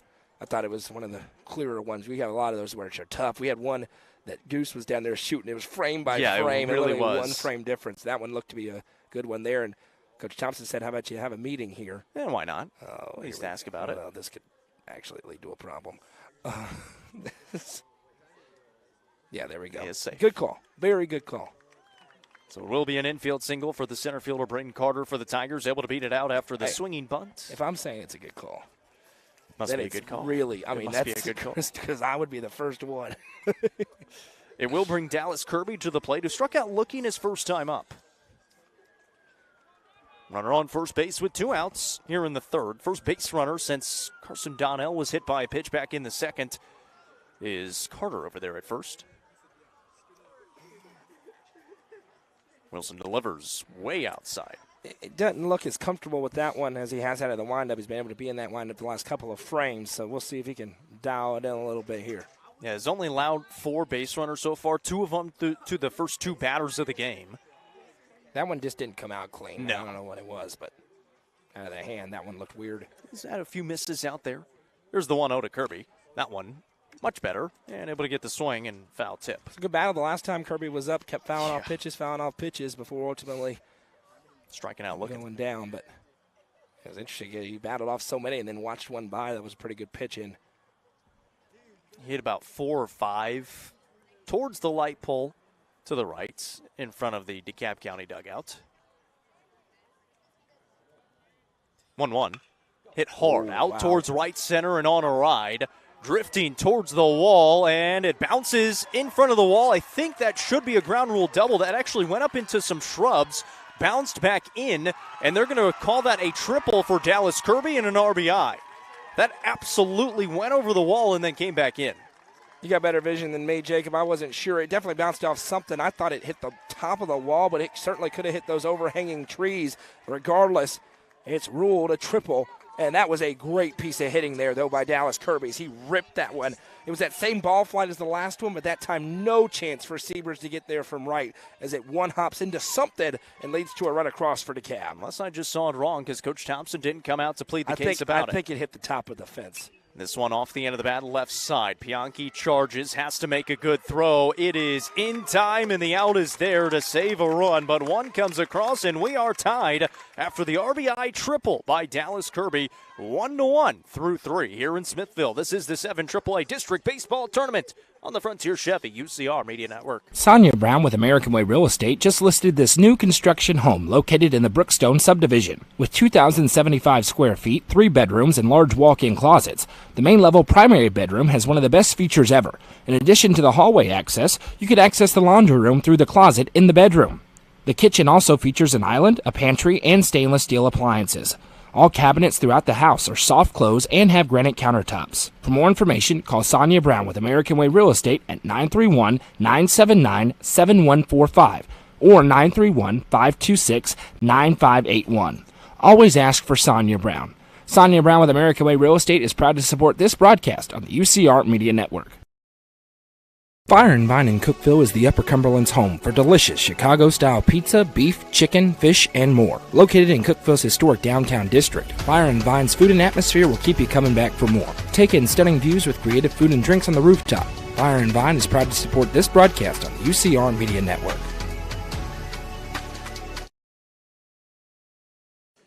Back here in Smithville, it is the top of the 4th, 7-8-9 due up for DeKalb County. Caden Siebers, Trenton Wilson, Sam Dykus, and we've got a brand new ball game, 1-1 after the RBI triple by Dallas Kirby. Before we get there, it is trivia time. A little bit different today. No options today, you got to just give guesses. I've only missed in the one comments. all year. I've only missed one all year. year. We're going through a different site now. I've gone through I've exhausted all the options on the other sites. You ready? Yep. Ronald Acuna Jr. had a 30-30 season last year and in 2019. Who is the only other Braves player with 2 30-30 seasons? For those that don't know, 30 home runs, 30 stolen bases. That one bounces in the dirt from Cam Caballero, who's on the mound now in his first full inning of work. Came in and struck out 2 batters in relief of Pritchard on the mound. Okay, I need to know if this is... I feel like a hint is warranted here. I will ask this. Is this 21st or 20th century? Late 20th. Okay. Okay, then I got a chance at least. That one back into the net, and it's 2-1 now on Sievers.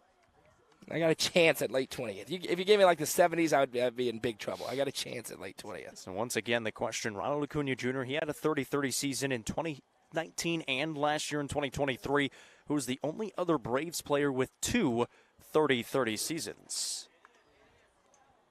Foul tip there, 2-2. Let us know in the comments what your guess is. Yeah, any Braves fanatics out there? I know there's some out there. There's plenty more than Reds, I'll tell you that. This one hit hard, and that'll be down for a hit. A leadoff hit there for Sievers, who made one heck of a play out in right field. Kane Sievers finds his way aboard here in the fourth. Man, Jacob, this has been a fun baseball game Yes, so it far. has. He's at the midway point. We've seen some good plays both ways. That's a good barrel up on the bat there, the best barrel that Sparta's been able to put on a baseball today. And see if they can time up Caballero, who came in and really dominated there, slamming the door in the third. Going to bring Trenton Wilson to the plate. Struck out his first time up on a full count. He's got a runner on first in Sievers with nobody out here in the fourth. Check over to first. I'm on the same page as David in the comments, so we'll see if David Pinion is right. That was absolutely going to be my guess. We'll wait and see. There are no choices, Des. Yeah, Des, that's what the choices unfortunately, are. Uh-oh. That one popped up in foul territory, and the catch is made by the third baseman for the Tigers in Connor Young. What a great play by Connor Young to come flying in. Webb went underneath him, and Young goes over with the glove to make the catch. That was a tremendous play in foul territory. And I don't know if Young doesn't make the catch. If Webb, he might make that catch. Both of them sprinting out of their positions, and a heck of a catch there. You said it. We've had a great game. Great plays in the field. Hard hits at the plate. It's been a good combo and still a 1-1 game. Now one gone here in the inning, and Sam Dyke is at the plate. David's guess popped into my head. I don't think he had 30 stolen bases in a year. So we'll see. Swing and a miss. That's the obvious one. David had the first guy who jumps into your mind when you say late 90s. That's not a pitcher. So we'll see. Yeah, sorry, darling. Hey, you're gonna get blocked for using those words in the comment section. I guess I could text her the answer.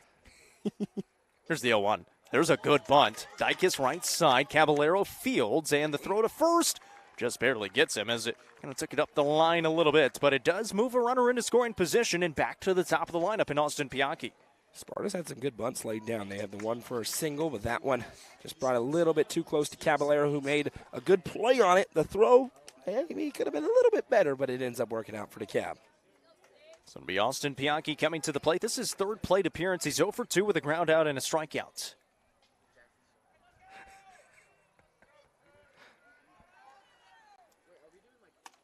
And I don't think that one came out too clean.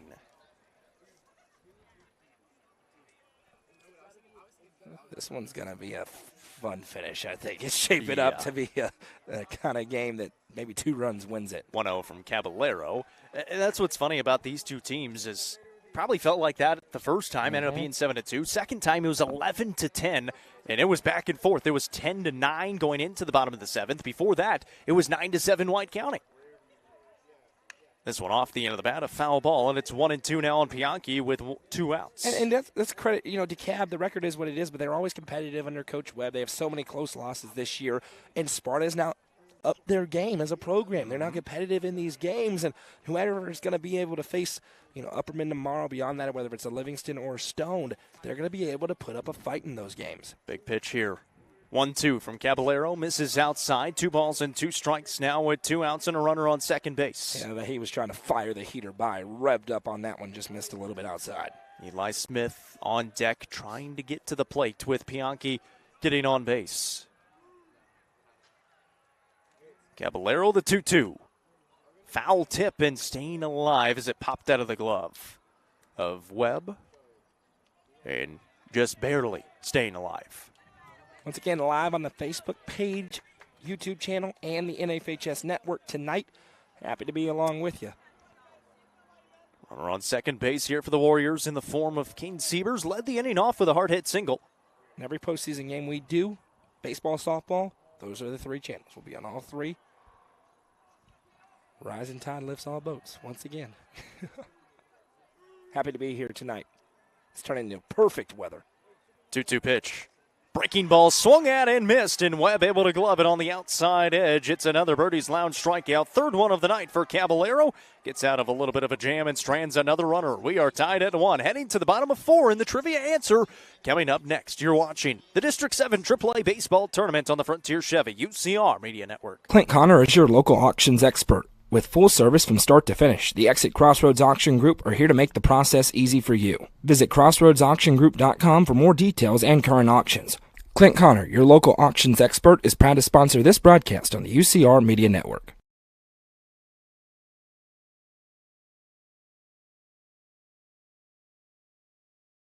Delicious Pan Pizza is Domino's best-kept secret. With locations in Smithville, Sparta, Livingston, Allgood, and 2 in Cookeville, Delicious Pan and hand-tossed pizza, pasta, and more is never far away. Use the Domino's app to take care of your game day eats today. Domino's is proud to support this broadcast on the UCR Media Network.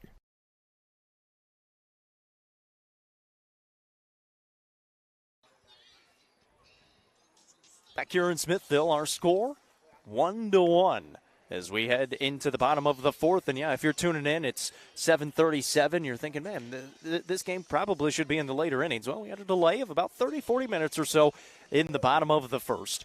And we are back in playing baseball. And coming up for DeKalb County, 2, 3, and 4. Eli Smith, Jack Everett. I got to flip my goodness book over. Yeah, second time I've done that. 6, 7, and 8. Evan Pritchard, Carson Donnell, and Braxton Cantrell. And it is time for the trivia answer. Here's the question. Ronald Acuna Jr. had a 30-30 season in 2019 and 2023. Who's the only other Braves player with 2 30-30 seasons, 30 home runs, and 30 stolen bases? Okay. It's either Dale Murphy or Andrew Jones. And I'm going to guess Andrew Jones. It is Ron Gant. Really? In 1990 and 1991. Oh, you got me with the late 20th. I was thinking late. I was thinking 95, 96, 97. If you would have said, man, if I was going to give you the decade, I would have said the 90s. Would that have helped? No, I wouldn't. Okay. It would have been. It would be fine. I would have picked Andrew Jones no matter what. Me and David got it wrong together. So Ron Gant. Nobody got that in one right. Back-to-back seasons. You got to come up with your own answers. You can't be lazy with it. Like multiple choice. You got to come up with it. I'll try my best. You see what I mean? I'll do a little bit of work next time. But you could have still got me with that because you could have put Andrew Jones on there. I could have put those like outfits. you could get me. But that's the open-ended is going to be the death of me. I was a great test taker on multiple choice. The open-ended, not so much. That one misses outside. It's 1-1 here to Eli Smith. Trenton Wilson still on the mound, and he's been really solid tonight. He has been. He's been good. He's mixed up the stuff, and really that delay almost settled him in. Since then, he's been really tough to hit. I mean, all around the zone and tallying up the outs. That one misses outside. 2 balls and a strike now to Smith. Smith aboard last time up. He walked. Again, I somehow flipped my book over. It's Evan Pritchard. You got used to do color. I don't know what I'm doing with my book. You got used to doing color. That's this one hit by Pritchard over the head of Bianchi, and Evan Pritchard able to make his way aboard. Apologies. Eli Smith is at second base. So a leadoff single here for the Tigers. Yeah, it's a good piece of hitting there. Nice smooth swing inside out. Put it out into the center field. Not trying to do too much with it. And that leads off the bottom half for the DeKalb County Tigers. It's going to be Carson Donnell coming to the plate, the first baseman. Love you, Donnie. Coach Webb coming in here to possibly make a change. Maybe a runner. Yeah, runner for Pritchard, it appears, who was on the mound, so this won't be a courtesy runner now. It's just a pinch runner.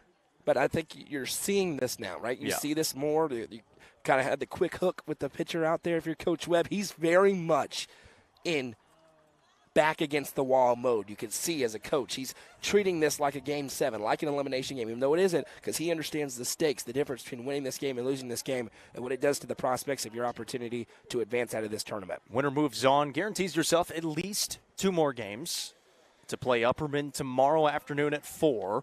Loser will play Friday at 7. That'll be a winner-go-home game Friday. Check over to first.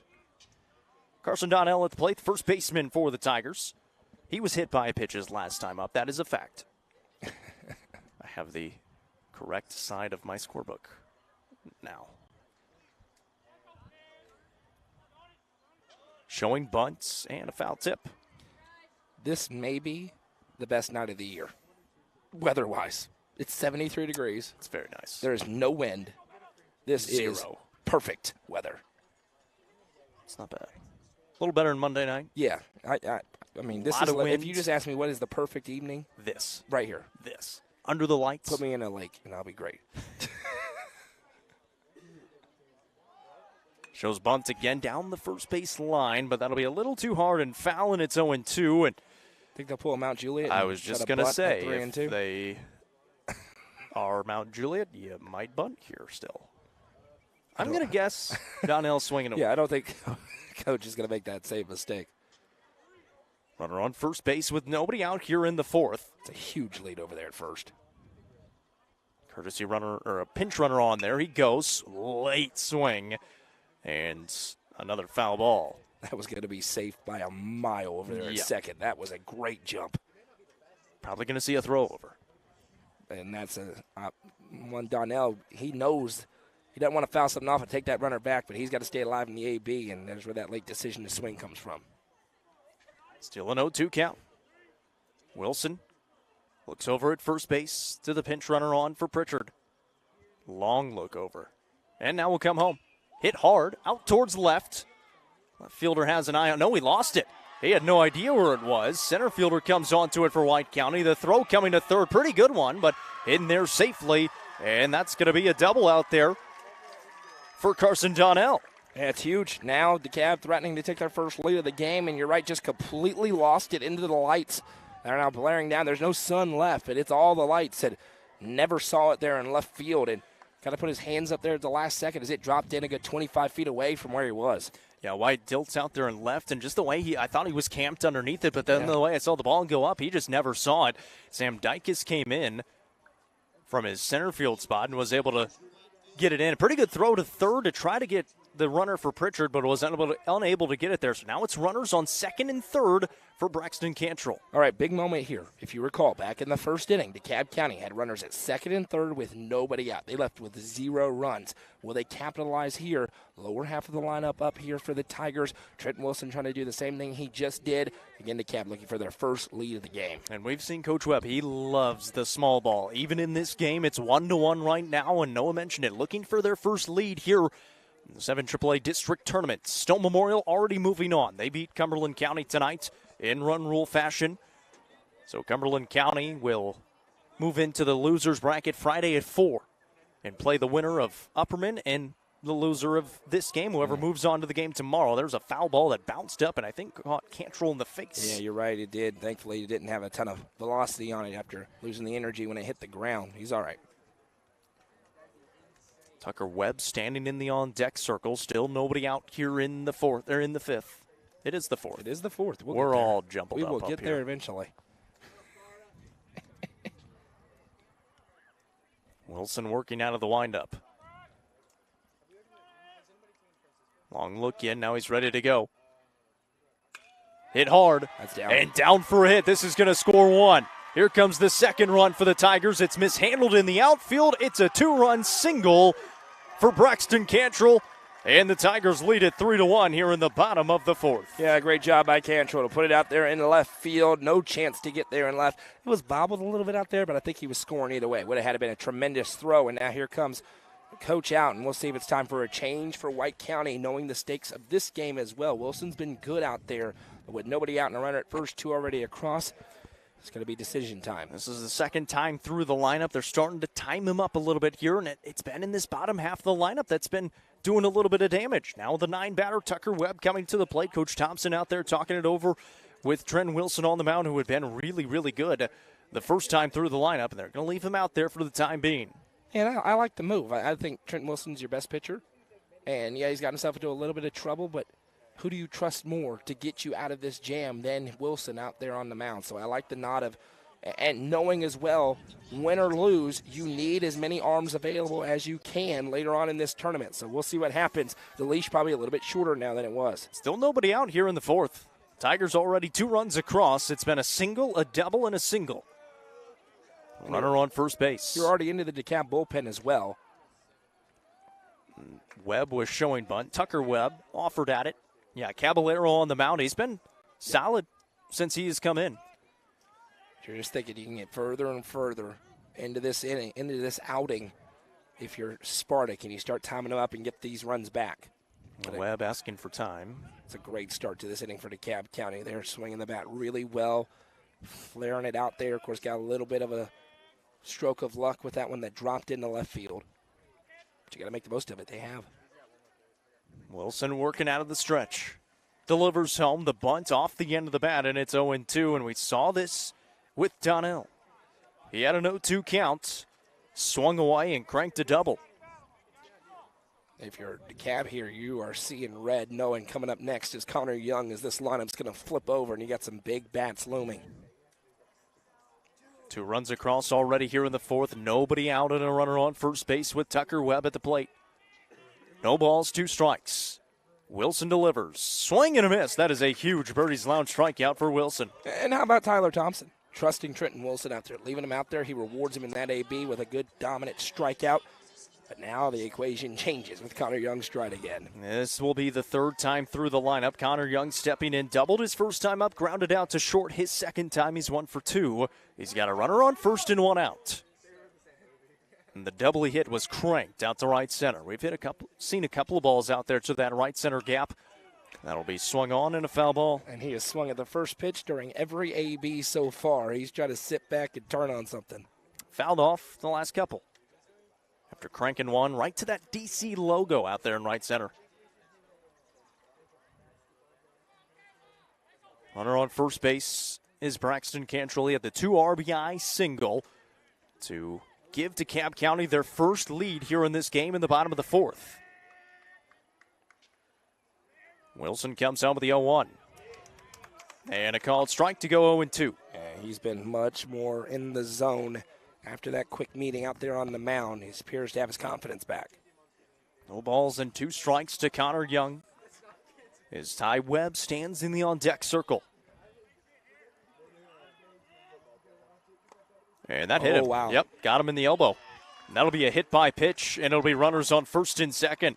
An 0-2 that came too far inside on Young. He's got the elbow pad on there. He did turn away, and it will be a hit by pitch. Yeah, he did. And it's one, if he doesn't have that elbow pad on, it probably doesn't hit him. But he did clip that pad, and that's part of the batter. So now DeKalb in business again with an ability to add on. They're looking for insurance now to 2-run ball game. Runners on first and second. A force at any bag. Ty Webb at the plate, who is also 1 for 2. And you're thinking, man, it's not that late in this game, but next time up for Sparta, you're in the 5th. You only got 3 sets of ABs left. And that one high and away. We've seen that at times this outing from Wilson. A lot of first pitches been that high and away spot to the righties. He's trying to rip that breaking ball off and get it back in there, just not coming back off the table. Runners on first and second with 1 out here in the bottom of the 4th. Webb fouls that one off and evens the count up at 1 apiece. Pitch count going to start to become a factor here with Wilson. Been out there a while. 2 hours into this ball game, of course, with the delay mixed in. Coming up on 7:50. Game got started just after 6 o'clock.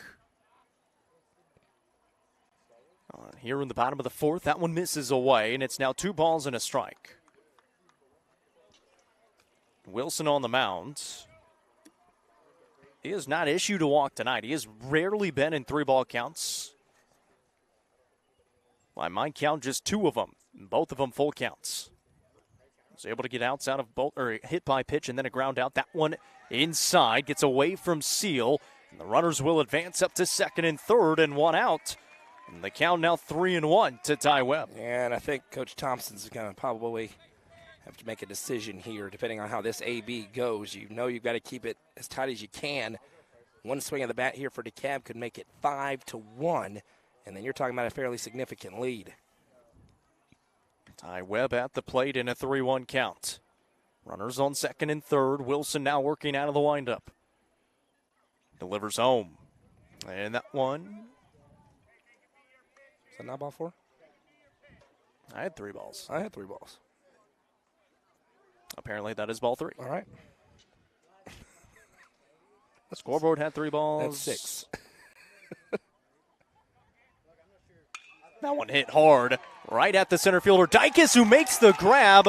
The throw to third not going to be there in time. That is one heck of a catch. And that is twice now that Ty Webb, he put one out to right his last time up. A heck of a catch by Siebers. That one drilled out to center, and he is able to make a catch out in center by Dykes. Yeah, he got a great jump on that one, flared out towards it, and able to get it in. That time the runner takes off. Probably could have tagged up if you're sitting back, but you don't think there's any way for that to be caught off the bat, but it was. The ball was hammered by Ty Webb. Now 2 away, and Braden Carter coming to the plate. Still runners on second and third, and that one's going to hit him. Third hit batsman tonight for Wilson. Loads the bases for the cleanup batter in Dallas Kirby. Yeah, the hit batters, it kind of takes the place of a walk. He hadn't had any of the walks, but several hit batters, as you mentioned, Jacob. 2 of them here in this inning.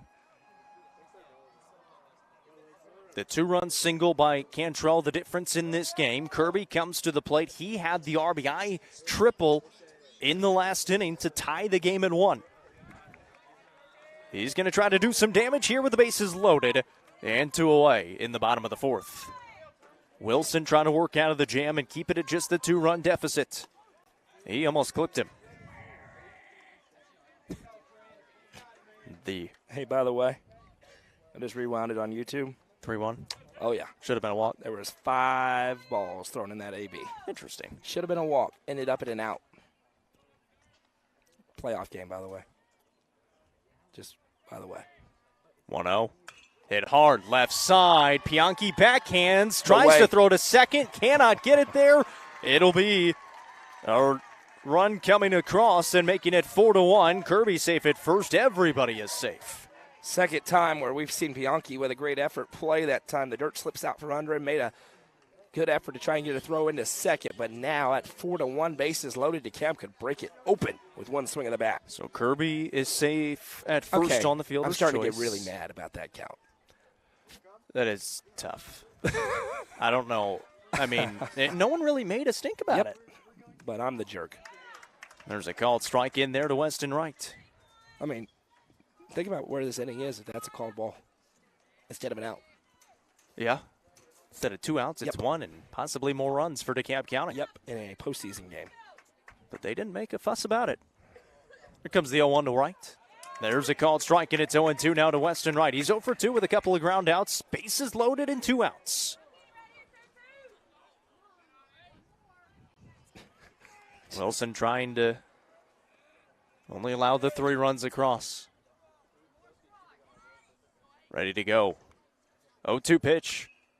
Left side, Pianki is there, bobbles for a second. The throw to first is not in time, and another run comes across for the Tigers.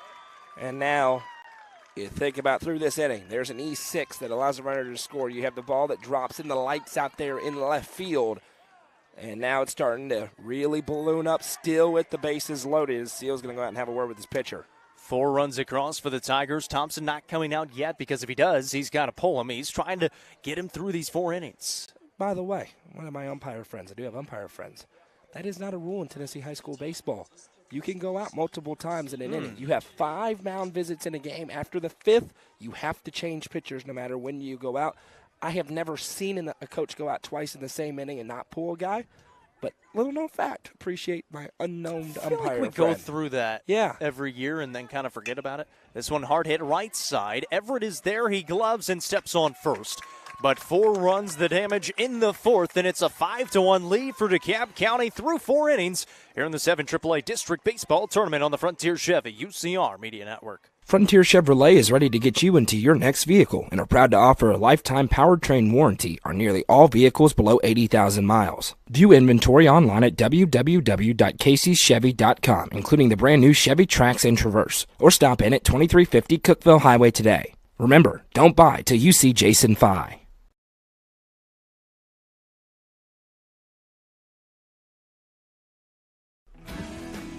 I'm looking for someone who can keep me comfortable, stay here for the long run, and definitely not high maintenance. Not right. Absolutely not. This one looks perfect. Find your perfect match with Hiller. Get a free UV light with select new HVAC systems, 50% off a descaler with new tankless water heaters, or free surge protection with a new whole home generator. Like that one too.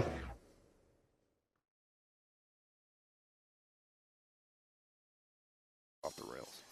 Back here in Smithville, it is the top of the 5th inning, and it's now a brand new ball game. And the Tigers, they're very fortunate and very happy to see the score what it is, 5-1 as they come back to the field. For White County, they're trying to get the offense going. 2, 3, and 4 due up for an Eli Smith, Jack Everett, and Will Thomas due up here in the top half of the 5th. Top of the 5th, down to your final 3 innings here if you're White County. Now the equation changes in a hurry. DeKalb has brought 5 runs across in the last 2 innings alone. They've got this 5-1 lead. They're rolling downhill on their home field. Really feels like for DeKalb or for White County to have a chance. You got 2, 3, 4 here. You're going to have to strike back in some sort here in this frame. Cam Caballero came on in the 3rd, struck out 2 batters, was pretty good in the 4th as well. And he gets a called strike across here to Eli Smith. And it actually is Eli Smith this time. Not like I thought in the last half inning when DeKalb County was at the plate. Swing and a miss. He got him on the breaking ball, and it's 0-2. We think another strike would record an out. Correct. 0-2 pitch. That one up the middle, and that'll get through the middle infielders. It's a leadoff single for Eli Smith, his first hit tonight. Yeah, Eli Smith, one of the bright young players in our area. He's going to be a name to watch for years to come. It's a great 2-strike approach there. Choke up on the barrel a little bit, flick it out there in the center field, and become a leadoff base runner as they look to get some of those runs back here in a hurry. They've had leadoff base runners in 3 of their 4, make it 4 of their 5 innings so far, but only the 1 run across. Tigers have done a pretty good job stranding runners. Check over to first. We've seen that from Caballero every single time a runner gets on. That first throw is going to go over. Jack Everett at the plate. He has been aboard once on a walk in the 1st. He flew out to left his last time up. And Caballero delivers. Popped up, left side, shallow left That's a field. tough play. Shortstop out there, left fielder out there, and he will make the grab out there in left. Is whoever came in for Cam Caballero. Yeah, that's one of those plays. I say it's a tough play because it's just going up. It's not as deep as you think it's going to be. It's also not as shallow as the shortstop thinks it's going to be. A lot of times you'll see that drop in, but a good read out there and left to come up and don't slow up at all to get there in time. So Will Thomas will be at the plate now. Last time up, he was hit by a pitch. And that was the ultimate ending for Pritchard on the mound. Swing and a miss here on a high one. High cheese, looks like a beach ball coming in, but you can't get the barrel around to it. Cole Gentry stands on deck. Runner on first is Eli Smith with 1 away here in the 5th. And off the end of the bat, a foul ball, and it's 0-2 to Thomas. And this is where Caballero loves to rip off that breaking ball through, maybe into the dirt and try to get you chasing something. Caballero's outings this year have been interesting. He's been really solid, just like this one. He's been beat up a couple of times as well. Webb asking for this one to come high.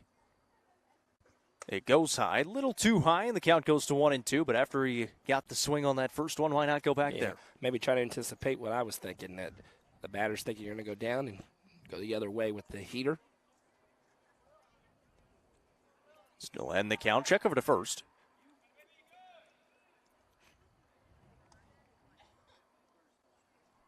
Winner of this game will play Upperman tomorrow afternoon at 4. Short turnaround for him. Fun little rule change tonight. You need 5 balls to walk instead of 4. We did see that. I'm not going to get over it. It's ridiculous. In the last half inning. Utterly ridiculous. Turned into a line out for Ty Webb. Breaking ball misses high, and it's now 2-2. Don't cheer from the dugout, though, if you're pitching. I'll tell you that right now. That's a no-no. 5 balls, we're good. 2-2 pitch from Caballero. Called strike 3. And another birdie's lounge strikeout. 4th one of the day for Caballero already in relief. And he's rubbing up that fastball with the heat. And he's got that big looping breaking ball as well. He's mixing them up nicely and really settled things down. He did become a carousel a little bit out there. A lot of walks, hit by pitch happening. In the first couple of innings, he's come in and kind of steadied the sail a little bit here for DeKalb County. It'll be Cole Gentry at the plate with a runner on first base and 2 away.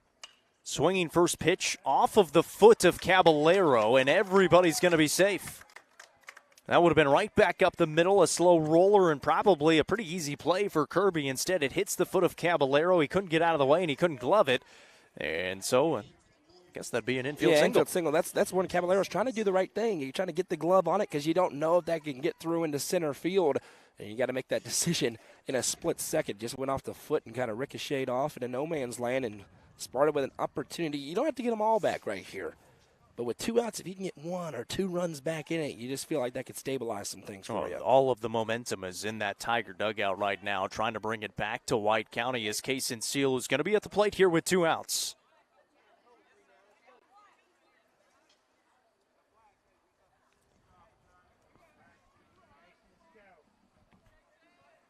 Runners on first and second for White County. Smith at second. Over at first is Cole Gentry after the infield single.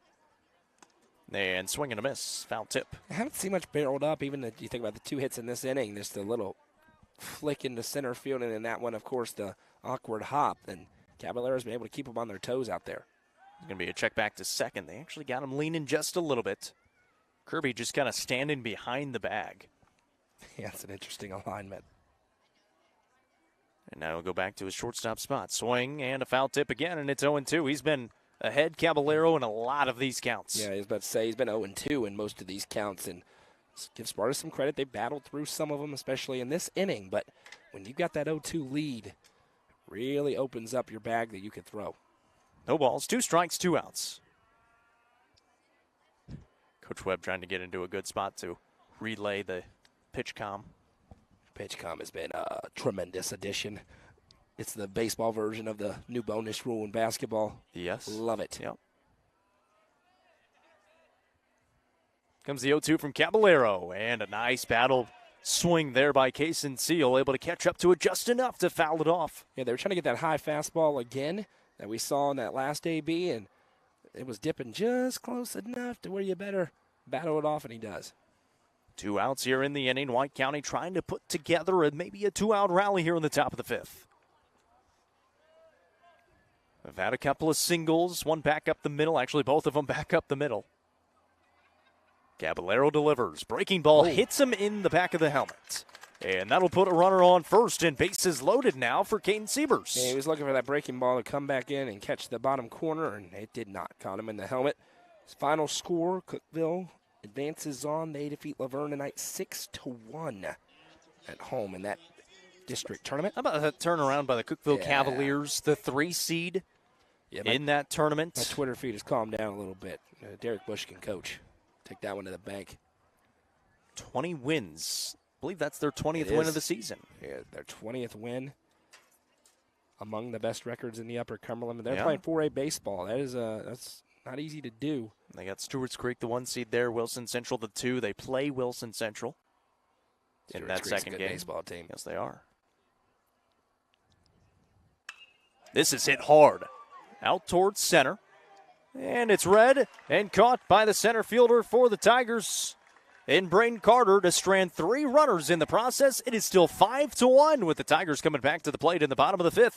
You're watching 7 AAA baseball right here on the Frontier Chevy UCR Media Network. From the sports field to the hunting field, our friends at Hall Sports and Outdoors can outfit anyone. Located in the heart of Jamestown at 207 South Main Street, Hall Sports and Outdoors carries everything from kayaks, fishing gear, and camo to guns and ammo. With top brands such as Columbia, Timberland, Under Armour, Asics, and much more, nobody can top their selection.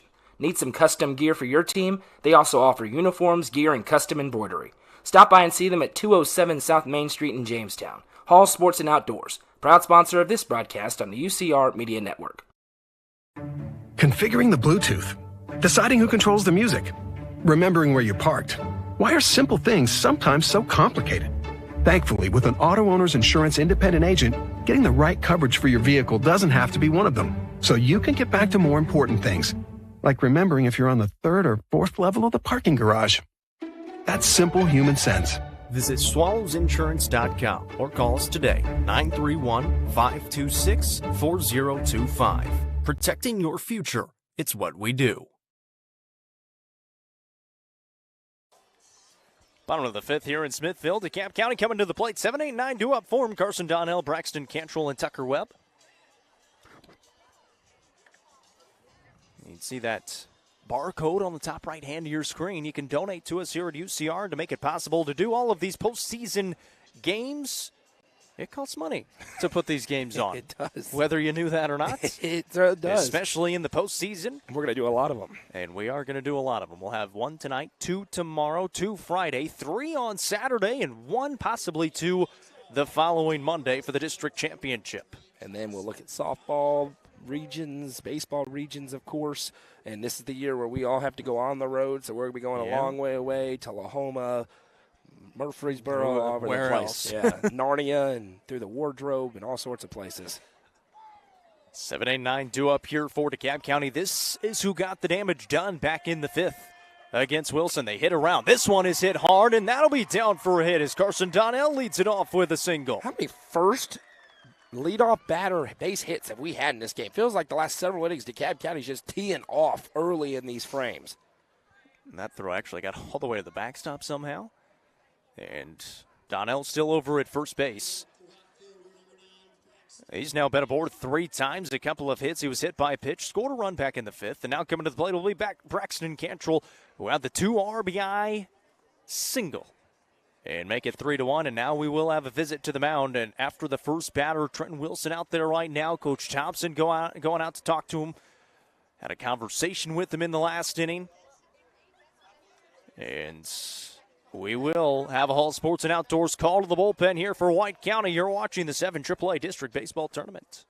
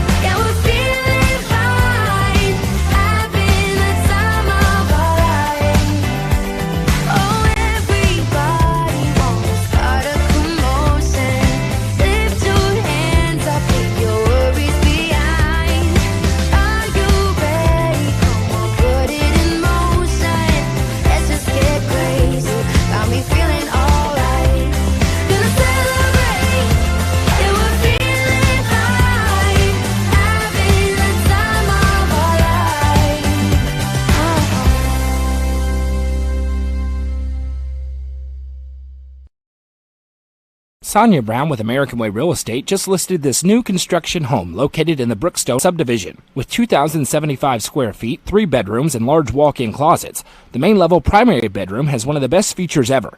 In addition to the hallway access, you could access the laundry room through the closet in the bedroom.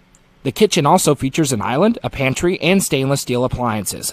All cabinets throughout the house are soft close and have granite countertops. For more information, call Sonia Brown with American Way Real Estate at 931-979-7145 or 931-526-9581. Always ask for Sonia Brown. Sonia Brown with American Way Real Estate is proud to support this broadcast on the UCR Media Network. So Hall Sports and Outdoors call to the bullpen for White County. Trent Wilson is out. The first baseman, Jack Everett, is on the mound. Here in relief, he has appeared. This will be his 5th appearance of the season. He's got 3 starts on the year, 11 2/3 innings pitched on the season, an 0-3 record in those starts. He does have 15 strikeouts to 16 walks, a 10.80 ERA, and a batting average against of .239. He's a good pitcher. He's got some good stuff out there. He's been thrown out there in a couple of tough matchups this year, as you were just kind of talking about. But, you know, this is not a bad place to go. It's interesting that Coach Thompson goes lefty-lefty. A lot of times you'll see them try to flip that, change the arm angle. But I think he's looking out there and saying, what's the best arm that I've got to keep us in this ball game as you move into the final 2 innings, knowing the importance of winning this one tonight. You got to think ahead as well. You have to save a starter for a possible game either tomorrow or Friday, and so it definitely turns into a chess match in the district tournament. Question. And when you're down, that adds a couple of more wrinkles into it. When you're up, it adds some wrinkles into it because you don't want to burn maybe your best arm, but if you don't, you can leave that door open for the other team to get back into it. That's something I think Sparta would love if they could get Cam Caballero off the mound for DeKalb County. But if you're Coach Webb, why would you do that when you're in position to win this game? It was a leadoff single by Carson Donnell that ran Wilson out of there. He'd been really good through the first 3 innings. Swing and a miss here by Braxton Cantrell. And it's 0-1. Cantrell, last time up, the 2 RBI single came around to score. It's a good pitch there for Everett to get settled in. You fire a fastball, have a guy swing and miss at it. That's a confidence-building pitch as you get acclimated out there.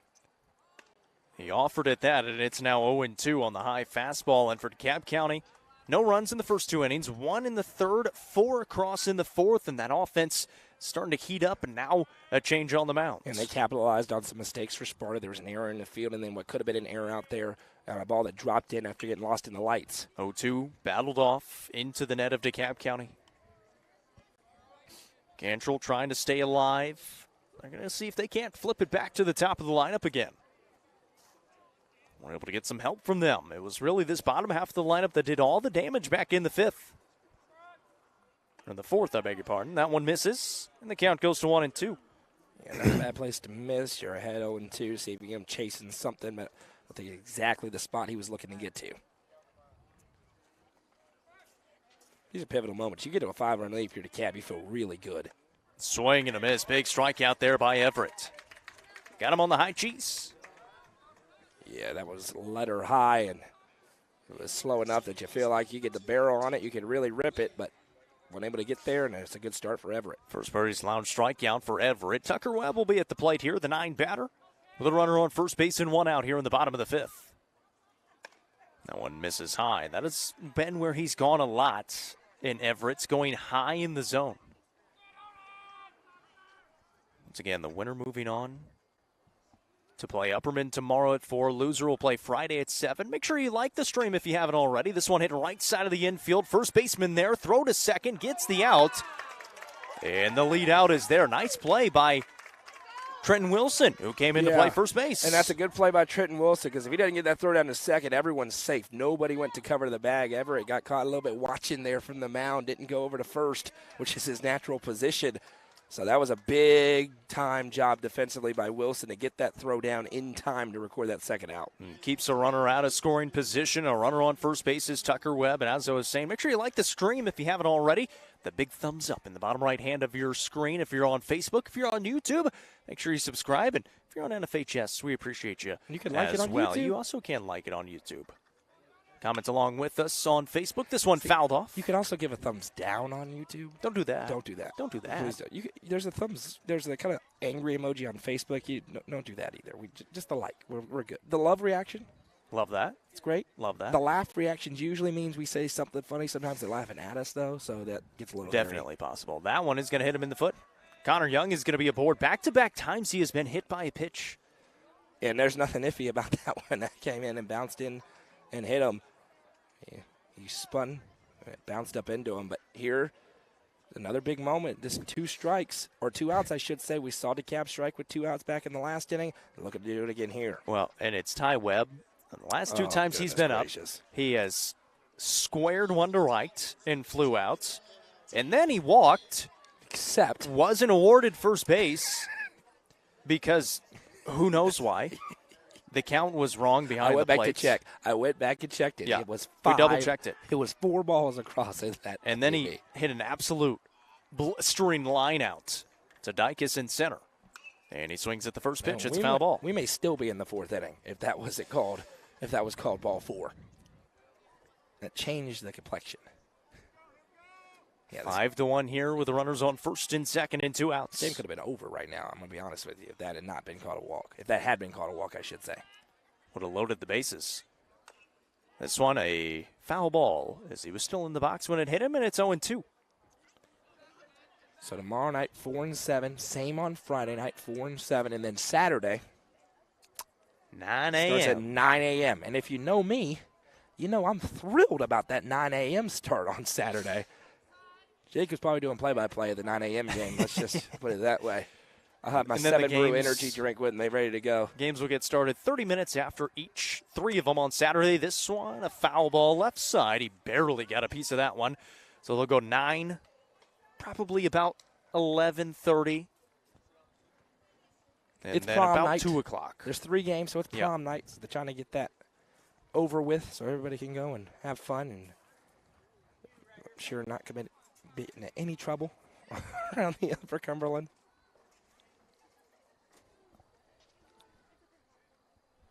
It'll be Webb. Swing and a miss. Big strikeout. To get out of the inning, a Birdie's Lounge strikeouts for White County. Strands 2 runners, and we are through 5, heading to 6. 5-1 lead for DeKalb County. You're watching the 7 AAA District Baseball Tournament on the Frontier Chevy UCR Media Network. Fire and Vine in Cookeville is the Upper Cumberland's home for delicious Chicago-style pizza, beef, chicken, fish, and more. Located in Cookeville's historic downtown district, Fire and Vine's food and atmosphere will keep you coming back for more. Take in stunning views with creative food and drinks on the rooftop. Fire and Vine is proud to support this broadcast on the UCR Media Network.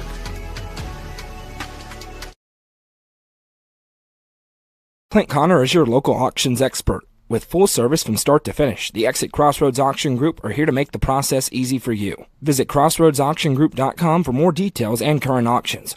Clint Connor, your local auctions expert, is proud to sponsor this broadcast on the UCR Media Network.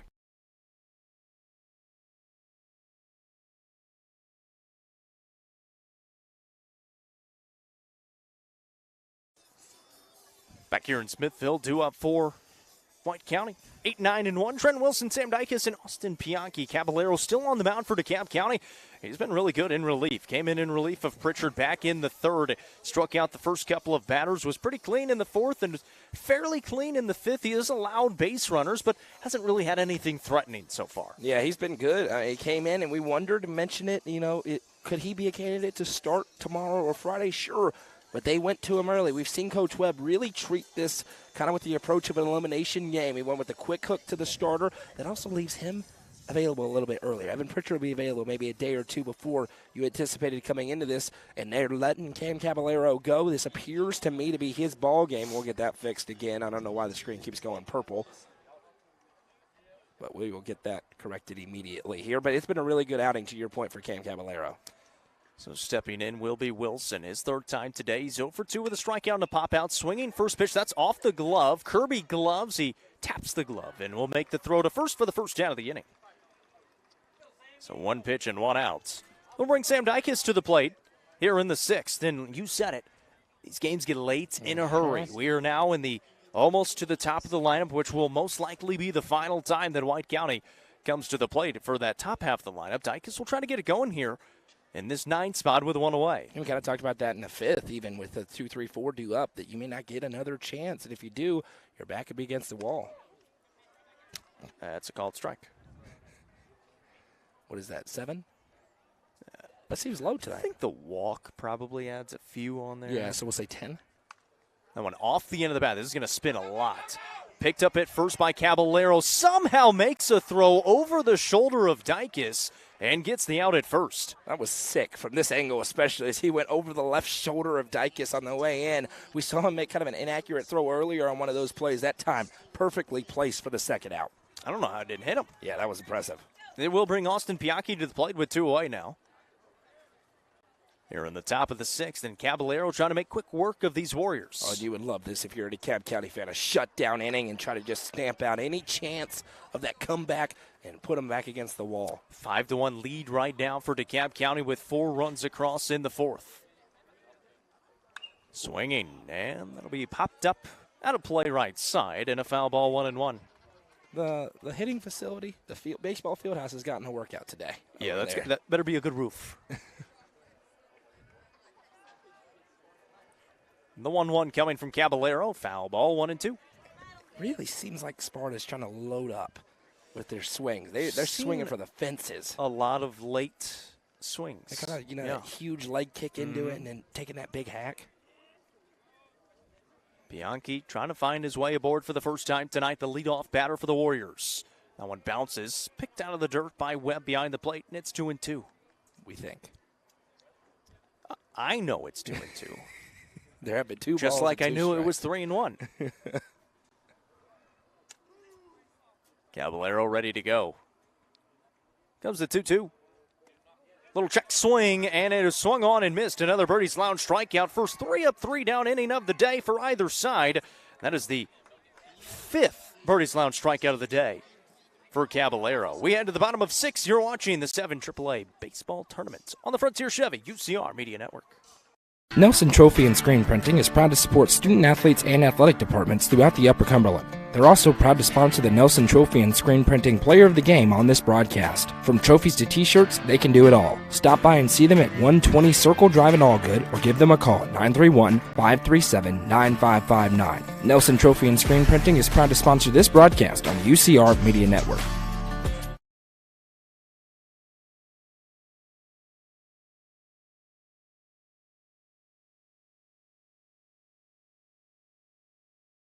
Frontier Chevrolet is ready to get you into your next vehicle and are proud to offer a lifetime powertrain warranty on nearly all vehicles below 80,000 miles. View inventory online at www.caseychevy.com, including the brand new Chevy Trax and Traverse, or stop in at 2350 Cookeville Highway today. Remember, don't buy till you see Jason Fye.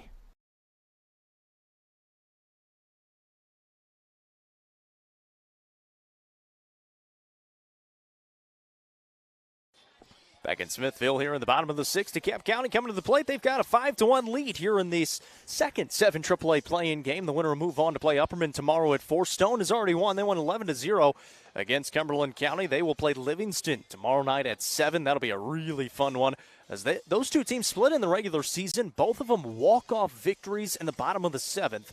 And the Tigers will try to move on and take on Upperman for the 3rd time this season tomorrow at 4.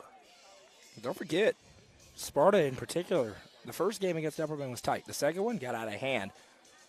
But they did played them tight. DeKalb, they led after the first inning in the game in Baxter. Then Upperman really pulled away later in that ball game. But both teams have shown signs of life against that Upperman team. They're going to give them their best crack tomorrow. Yeah, Sparta didn't get to play Upperman in Sparta. They had to play the doubleheader in Baxter. The problem for either one will be probably looking at Juju Yano, who's pitched as well as anybody in the Upper Cumberland going for the Bees. Braden Carter, first pitch swinging. All of these players have been up there swinging, that's for sure. And that is where you really get into the importance of the bye, because Upperman and Livingston are both going to have Carson Parrott, Juju Yana. Upperman, of course, has the deep rotation. Wyatt Curtis, who's here tonight, taking in the sights and sounds of the ballpark. Everett out there on the mound for White County. That's a called strike to Carter, and it's 0-2. Everett came on in relief of Wilson back in that last inning in the 5th. After the leadoff batter was able to reach. Comes the 0-2 from Everett. That'll miss away.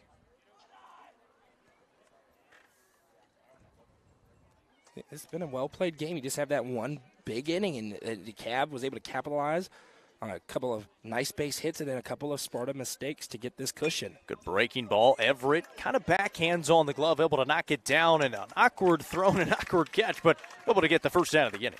Wasn't the prettiest play in the world, but it gets the job done. They don't ask how. They just ask how many, and it's out number 1 there for Sparta. We'll bring Dallas Kirby to the plate with a 1 away. Kirby reached on the fielder's choices last time up, had the RBI triple to tie the game at 1 back in the 3rd. Obviously, 4 more runs have come across for the Tigers since then. That was a really good job by Everett, though. That was a hard hit liner to him. He's able to just bat it down. Drives it past Kirby that time for strike 1. Dallas Kirby early in these ABs is swinging for the fences. Everybody is out there. He's choking up late in ABs, but early on he is just hacking away. Here's the 0-1, and that'll miss high and away. 1 ball, 1 strike. 2 games tomorrow, 2 on Friday, 3 on Saturday. Starting at 9 in the morning. On Saturday. Noah is very excited for that. Can't wait. 4 p.m. start times tomorrow and Friday. Thank God the Preds started at 6 the day before and not at 9. We'd be in big trouble. Like last night. Worth it. Yeah, able to get the win. Take that, Canada. Losers. 1-1. This is inside. If you're a Canuck fan, leave this stream immediately. Go Preds. I would be surprised. Joe Spears, 615 Preps, is a Canuck fan. Well,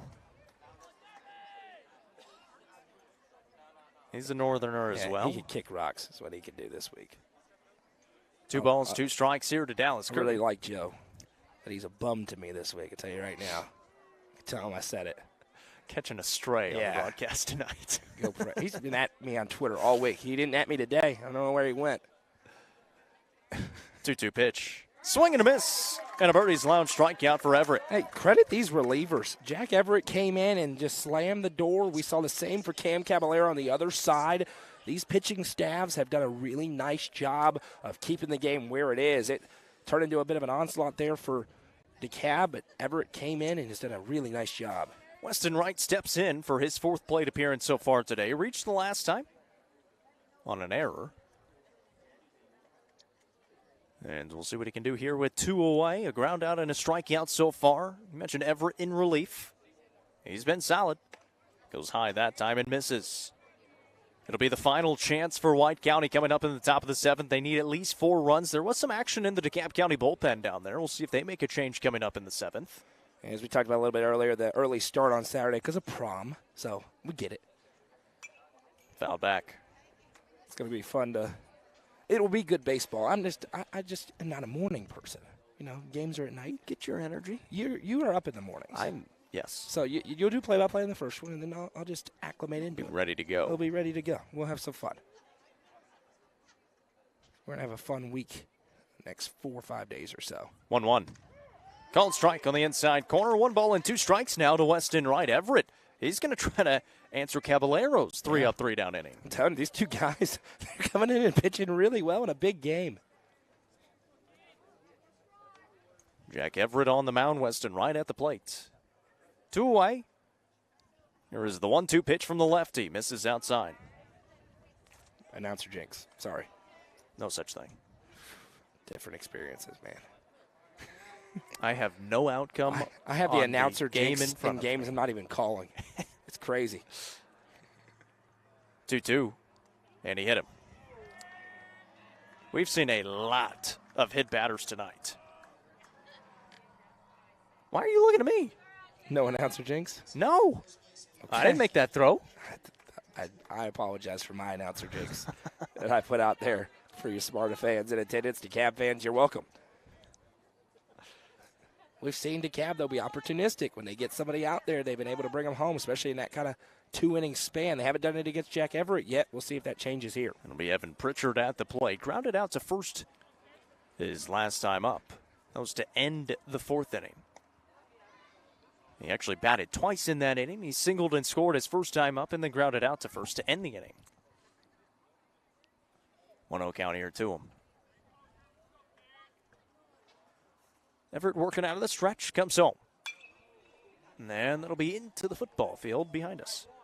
New press box over there. Yes, that looks nice over there. I'm excited. So for the last couple of years, Coach Trapp saying, hey, we're working on new lights, which they've got in, and a new foot. And so for Goose's purposes and mine, when I'm shooting photos, that's huge.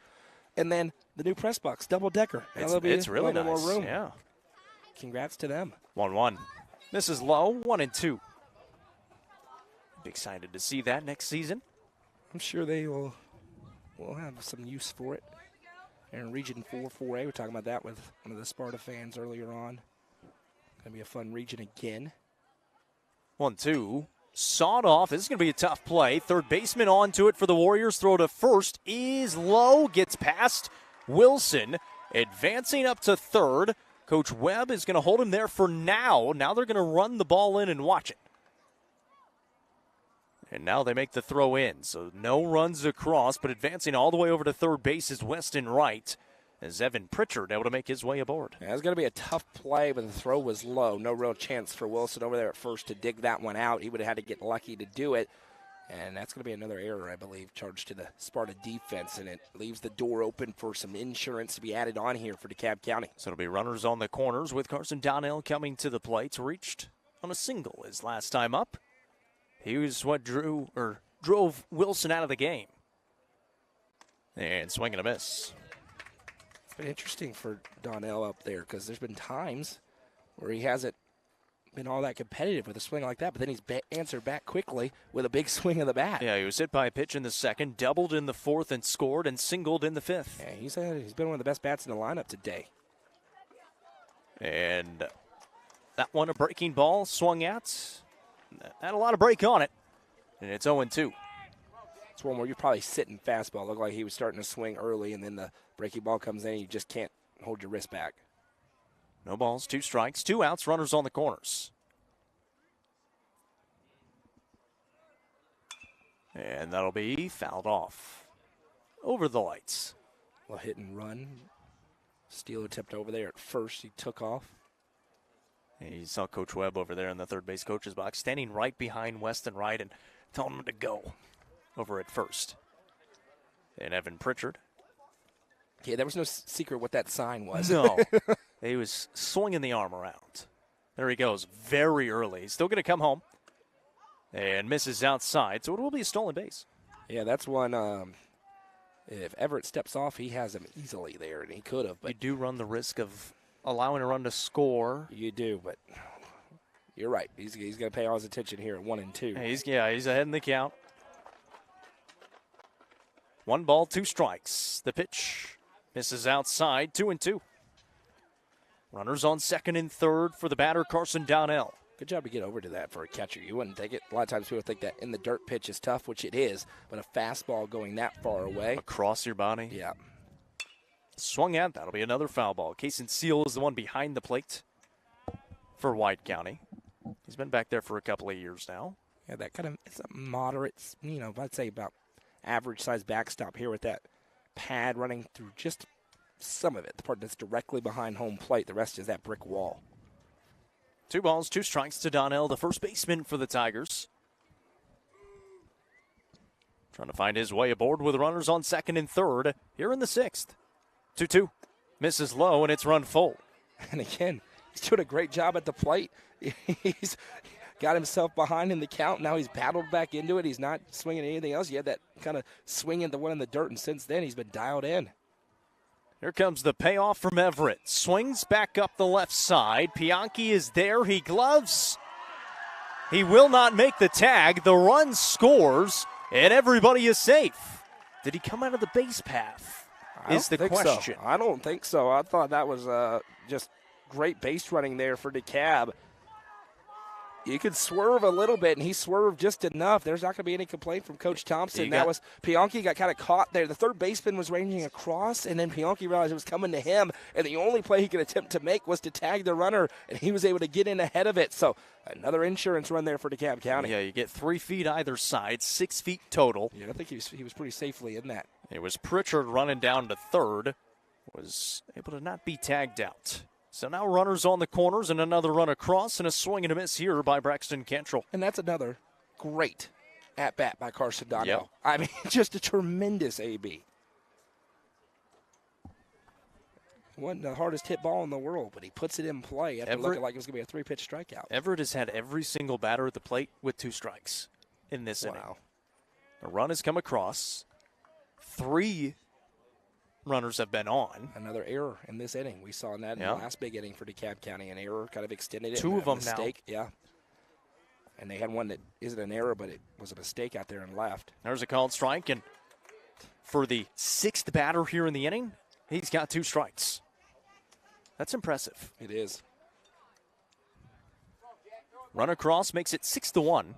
5-run lead for DeKalb County. Runner goes. And he comes home, hit right side. That'll be down for a hit. It scores another run. They're going to send him as well from third.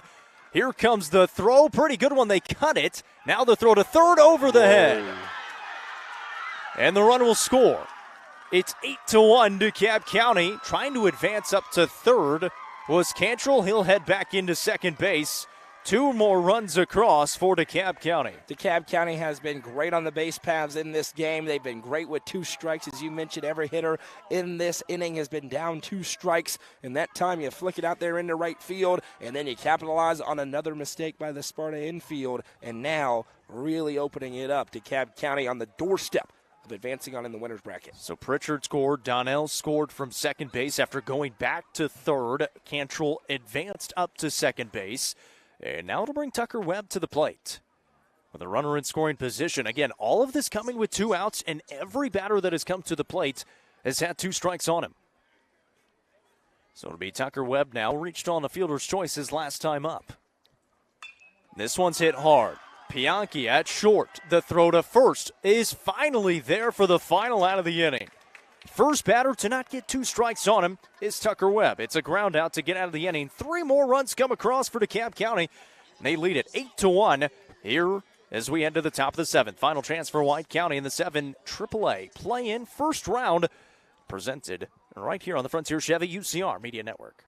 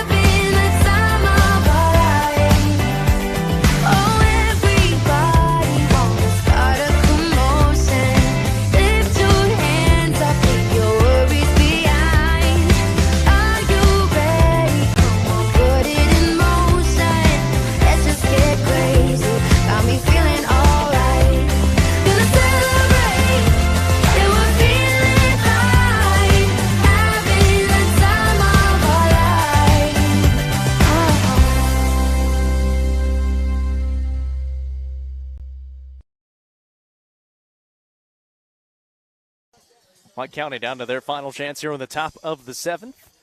2, 3, and 4 due up. Eli Smith, Jack Everett, and Will Thomas. 3 more insurance runs across for DeKalb County there in the bottom of the 6th. They lead by 7 now, 8-1.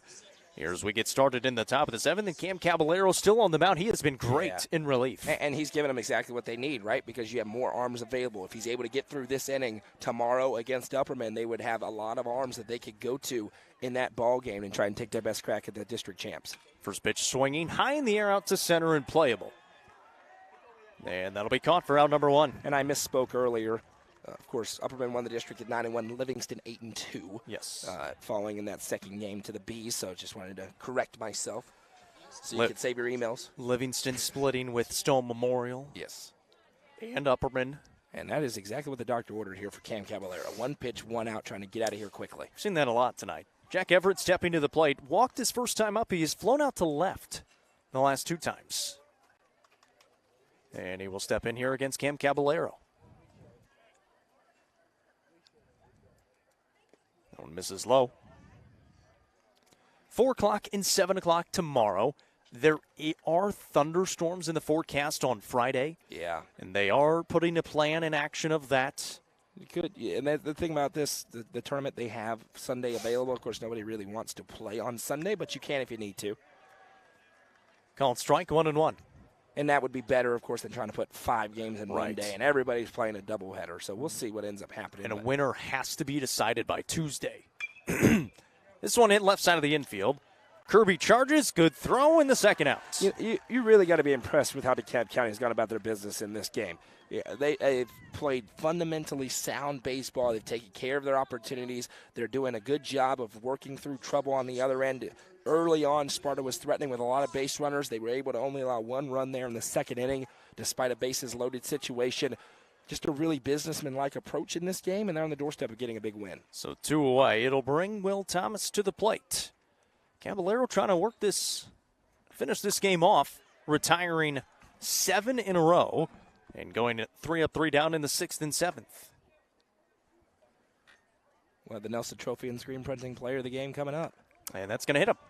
He tried to back out of the way. Your insistence that the announcer jinx isn't real is astounding in moments like this. There have been, I'll count them up after, a lot of hit by pitches. I didn't throw a single one. I've thrown a few. Not in this game, you didn't. Not in this game. Well, Thomas hit by pitch will head on down to first. You know that effectively wild thing we talked about? Where do you think I got that from? Yeah. Yeah. There have been. It's a good move over by Caballero, not in time. 1, 2, 3, 4, 5 DeKalb County Tigers hit by pitch. And now 3 White County Warriors. 8 total. Cole Gentry at the plate. First pitch to him is fouled off. Well, and you still got a pulse out there for your White County. You're looking for some significant magic. I mean, a game we talk about for years to come, but you got to take it 1 AB at a time.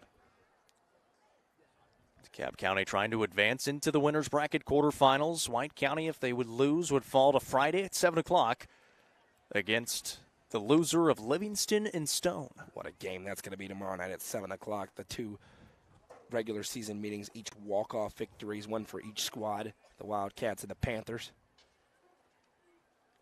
Caballero delivers. Called strike, it's 1 and 2. 11. Cole Gentry disagreed. I don't blame him.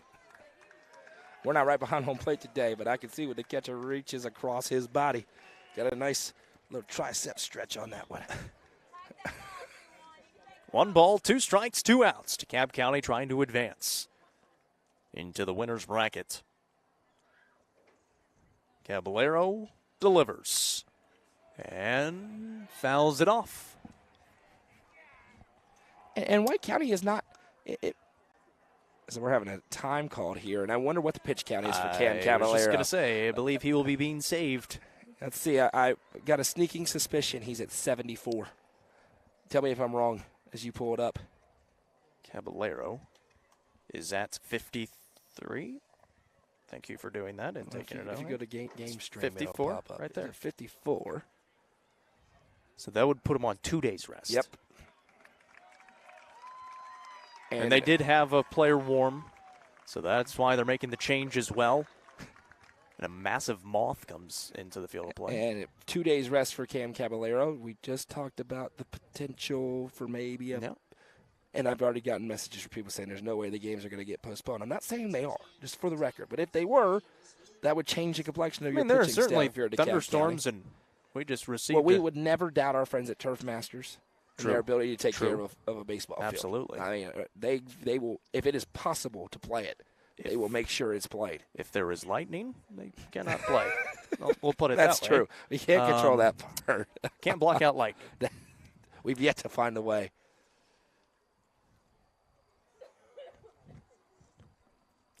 New pitcher on, as this is a Hall Sports and Outdoors call to the bullpen. One for day, DeKalb County. and by the way, it's 1 day rest at 54 pitches. There you go. So, can't pitch tomorrow, obviously, but could come back on Friday, potentially Cam Caballero. And we saw that actually earlier on this year in this building when DeKalb played Upperman. He brought him out and pitched 23 pitches and got him out of there so he could pitch the next day in Baxter. It's going to be Luke Johnson, and the home plate umpire is going to look at the glove of Luke Johnson. Yes. Because why not? Because it's a 1-2 count, and there are two outs here. If there's anything I've learned in the top of the seventh, it's that the color of your glove is more important than how many balls there are in the count. Positive about that one. Luke Johnson, he's looking for one pitch. He is looking for one pitch. I mean, that's all he's in there Yes, to do. He very much would like to be available tomorrow for this DeKalb County Tigers team. And he is ripping them in here. He's still some gas. He is ripping them in there. He's a good pitcher, right-hander. He's got the fastball, upper 70s, low 80s. Slider to go along with it. And it's the first right-hander of the game for DeKalb after going lefty-lefty. Or pardon me, that was Sparta went lefty-lefty. This is the second righty. It was Pritchard Caballero, who was really, really good. Caballero at 54 pitches pulled. And now it'll be Luke Johnson. Yeah, Caballero's going to make it difficult. I've got a choice to make on the Nelson Trophy and screen printing player of the game if DeKalb does hang on in this one. Quite a few offensive players you could go with as well, yeah. I've got one in mind that I think I'm going with in this one. Let's come up with a couple of big plays in this one. So a little reset. 2 outs, runner on first for White County. After being hit by pitches, Will Thomas. At the plate is Cole Gentry. He is behind in the count. 1 ball and 2 strikes as Caballero was pulled due to pitch count. He will have to miss tomorrow no matter what against Upperman, but then he would be available for a possible game on Friday or Saturday. Gentry at the plate. Luke Johnson on the mound. Off the end of the bat, right side of the infield. Tucker Webb there has to make a good throw. He does, and that is the final out of the game. DeKalb County wins it by a final score of 8-1. They will move on and face the Upperman Bees tomorrow afternoon at 4. Good win. Really business-like approach, as we mentioned, for this DeKalb County team. They come out, they took care of business, they limited the mistakes in the field, they made the most of their opportunities. Whenever they had a chance to break the game open, they broke the game open and took a 5-1 lead and turned it into an 8-1 lead, and that was more than enough tonight for DeKalb to advance on in the winner's bracket. And we welcome you into the South Willow Auto Clinic post-game show. The final score, 8-1. 8 runs across for DeKalb County on 11 hits. No errors in the field for White County. 1 run on 4 hits, 3 errors in the field. Getting the win today on the mound is going to be Cam Caballero. In relief, he went 4 1/3, 3 hits, no runs, 5 strikeouts, and no walks. As Pritchard got the start, was run out after only giving up 1 hit and 1 run. He had 4 walks and 4 strikeouts, and then 1 out there recorded by Luke Johnson. Offensively for DeKalb County, a few different guys had some really good nights. Dallas Kirby, 2 for 4 with 2 runs driven in. Carson Donnell, 3 for 3 with 2 runs scored and a run driven in. Braxton Cantrell with a 2 for 4 day, a run scored, and 3 runs driven in for himself. And you mentioned it. For the Nelson Trophy and Screen Printing Player of the Game, you've got a few different options. I do. Several options to go to. Cam Caballero is really good in relief. A few good days at the plate. But just to me, sitting here, I'm going to give it to Carson Donnell. I thought he had a really good day at the plate. We mentioned it wasn't always, just pure dominance at the plate. And a tip of the cap to Connor Young, who I think also had a really good day swinging the bat and ripped a couple of hard-hit balls, but Carson Donnell pretty much at every AB made an impact tonight. He's going to be the Nelson Trophy and screen printing player of the game. Carson Donnell, 3 for 3, accounted for 3 of the 8 DeKalb County Tiger runs, and that's just the 7th win of the season for DeKalb County. Comes at an important time because it puts them in the winner's bracket. It's quarterfinals against Upperman tomorrow afternoon at 4. We'll have broadcast coverage of it starting at 4. As White County falls into the loser's bracket, they will have to wait and play until Friday at 7 o'clock. They will face the loser of Livingston Academy and Stone Memorial. So they will get a day off and then play on Friday against the loser of that second game tomorrow. DeKalb County winning, moving on to the winner's bracket quarterfinals. Final score tonight, 8-1. That'll do it for us tonight. We have 2 games coming up tomorrow at 4 and 7. Upperman and DeKalb County, Livingston and Stone. We hope you tune in for them on Facebook, YouTube, and the NFHS Network. That'll do it for us tonight in Smithville. For Noah McKay, I'm Jacob Vincent saying so long. A final score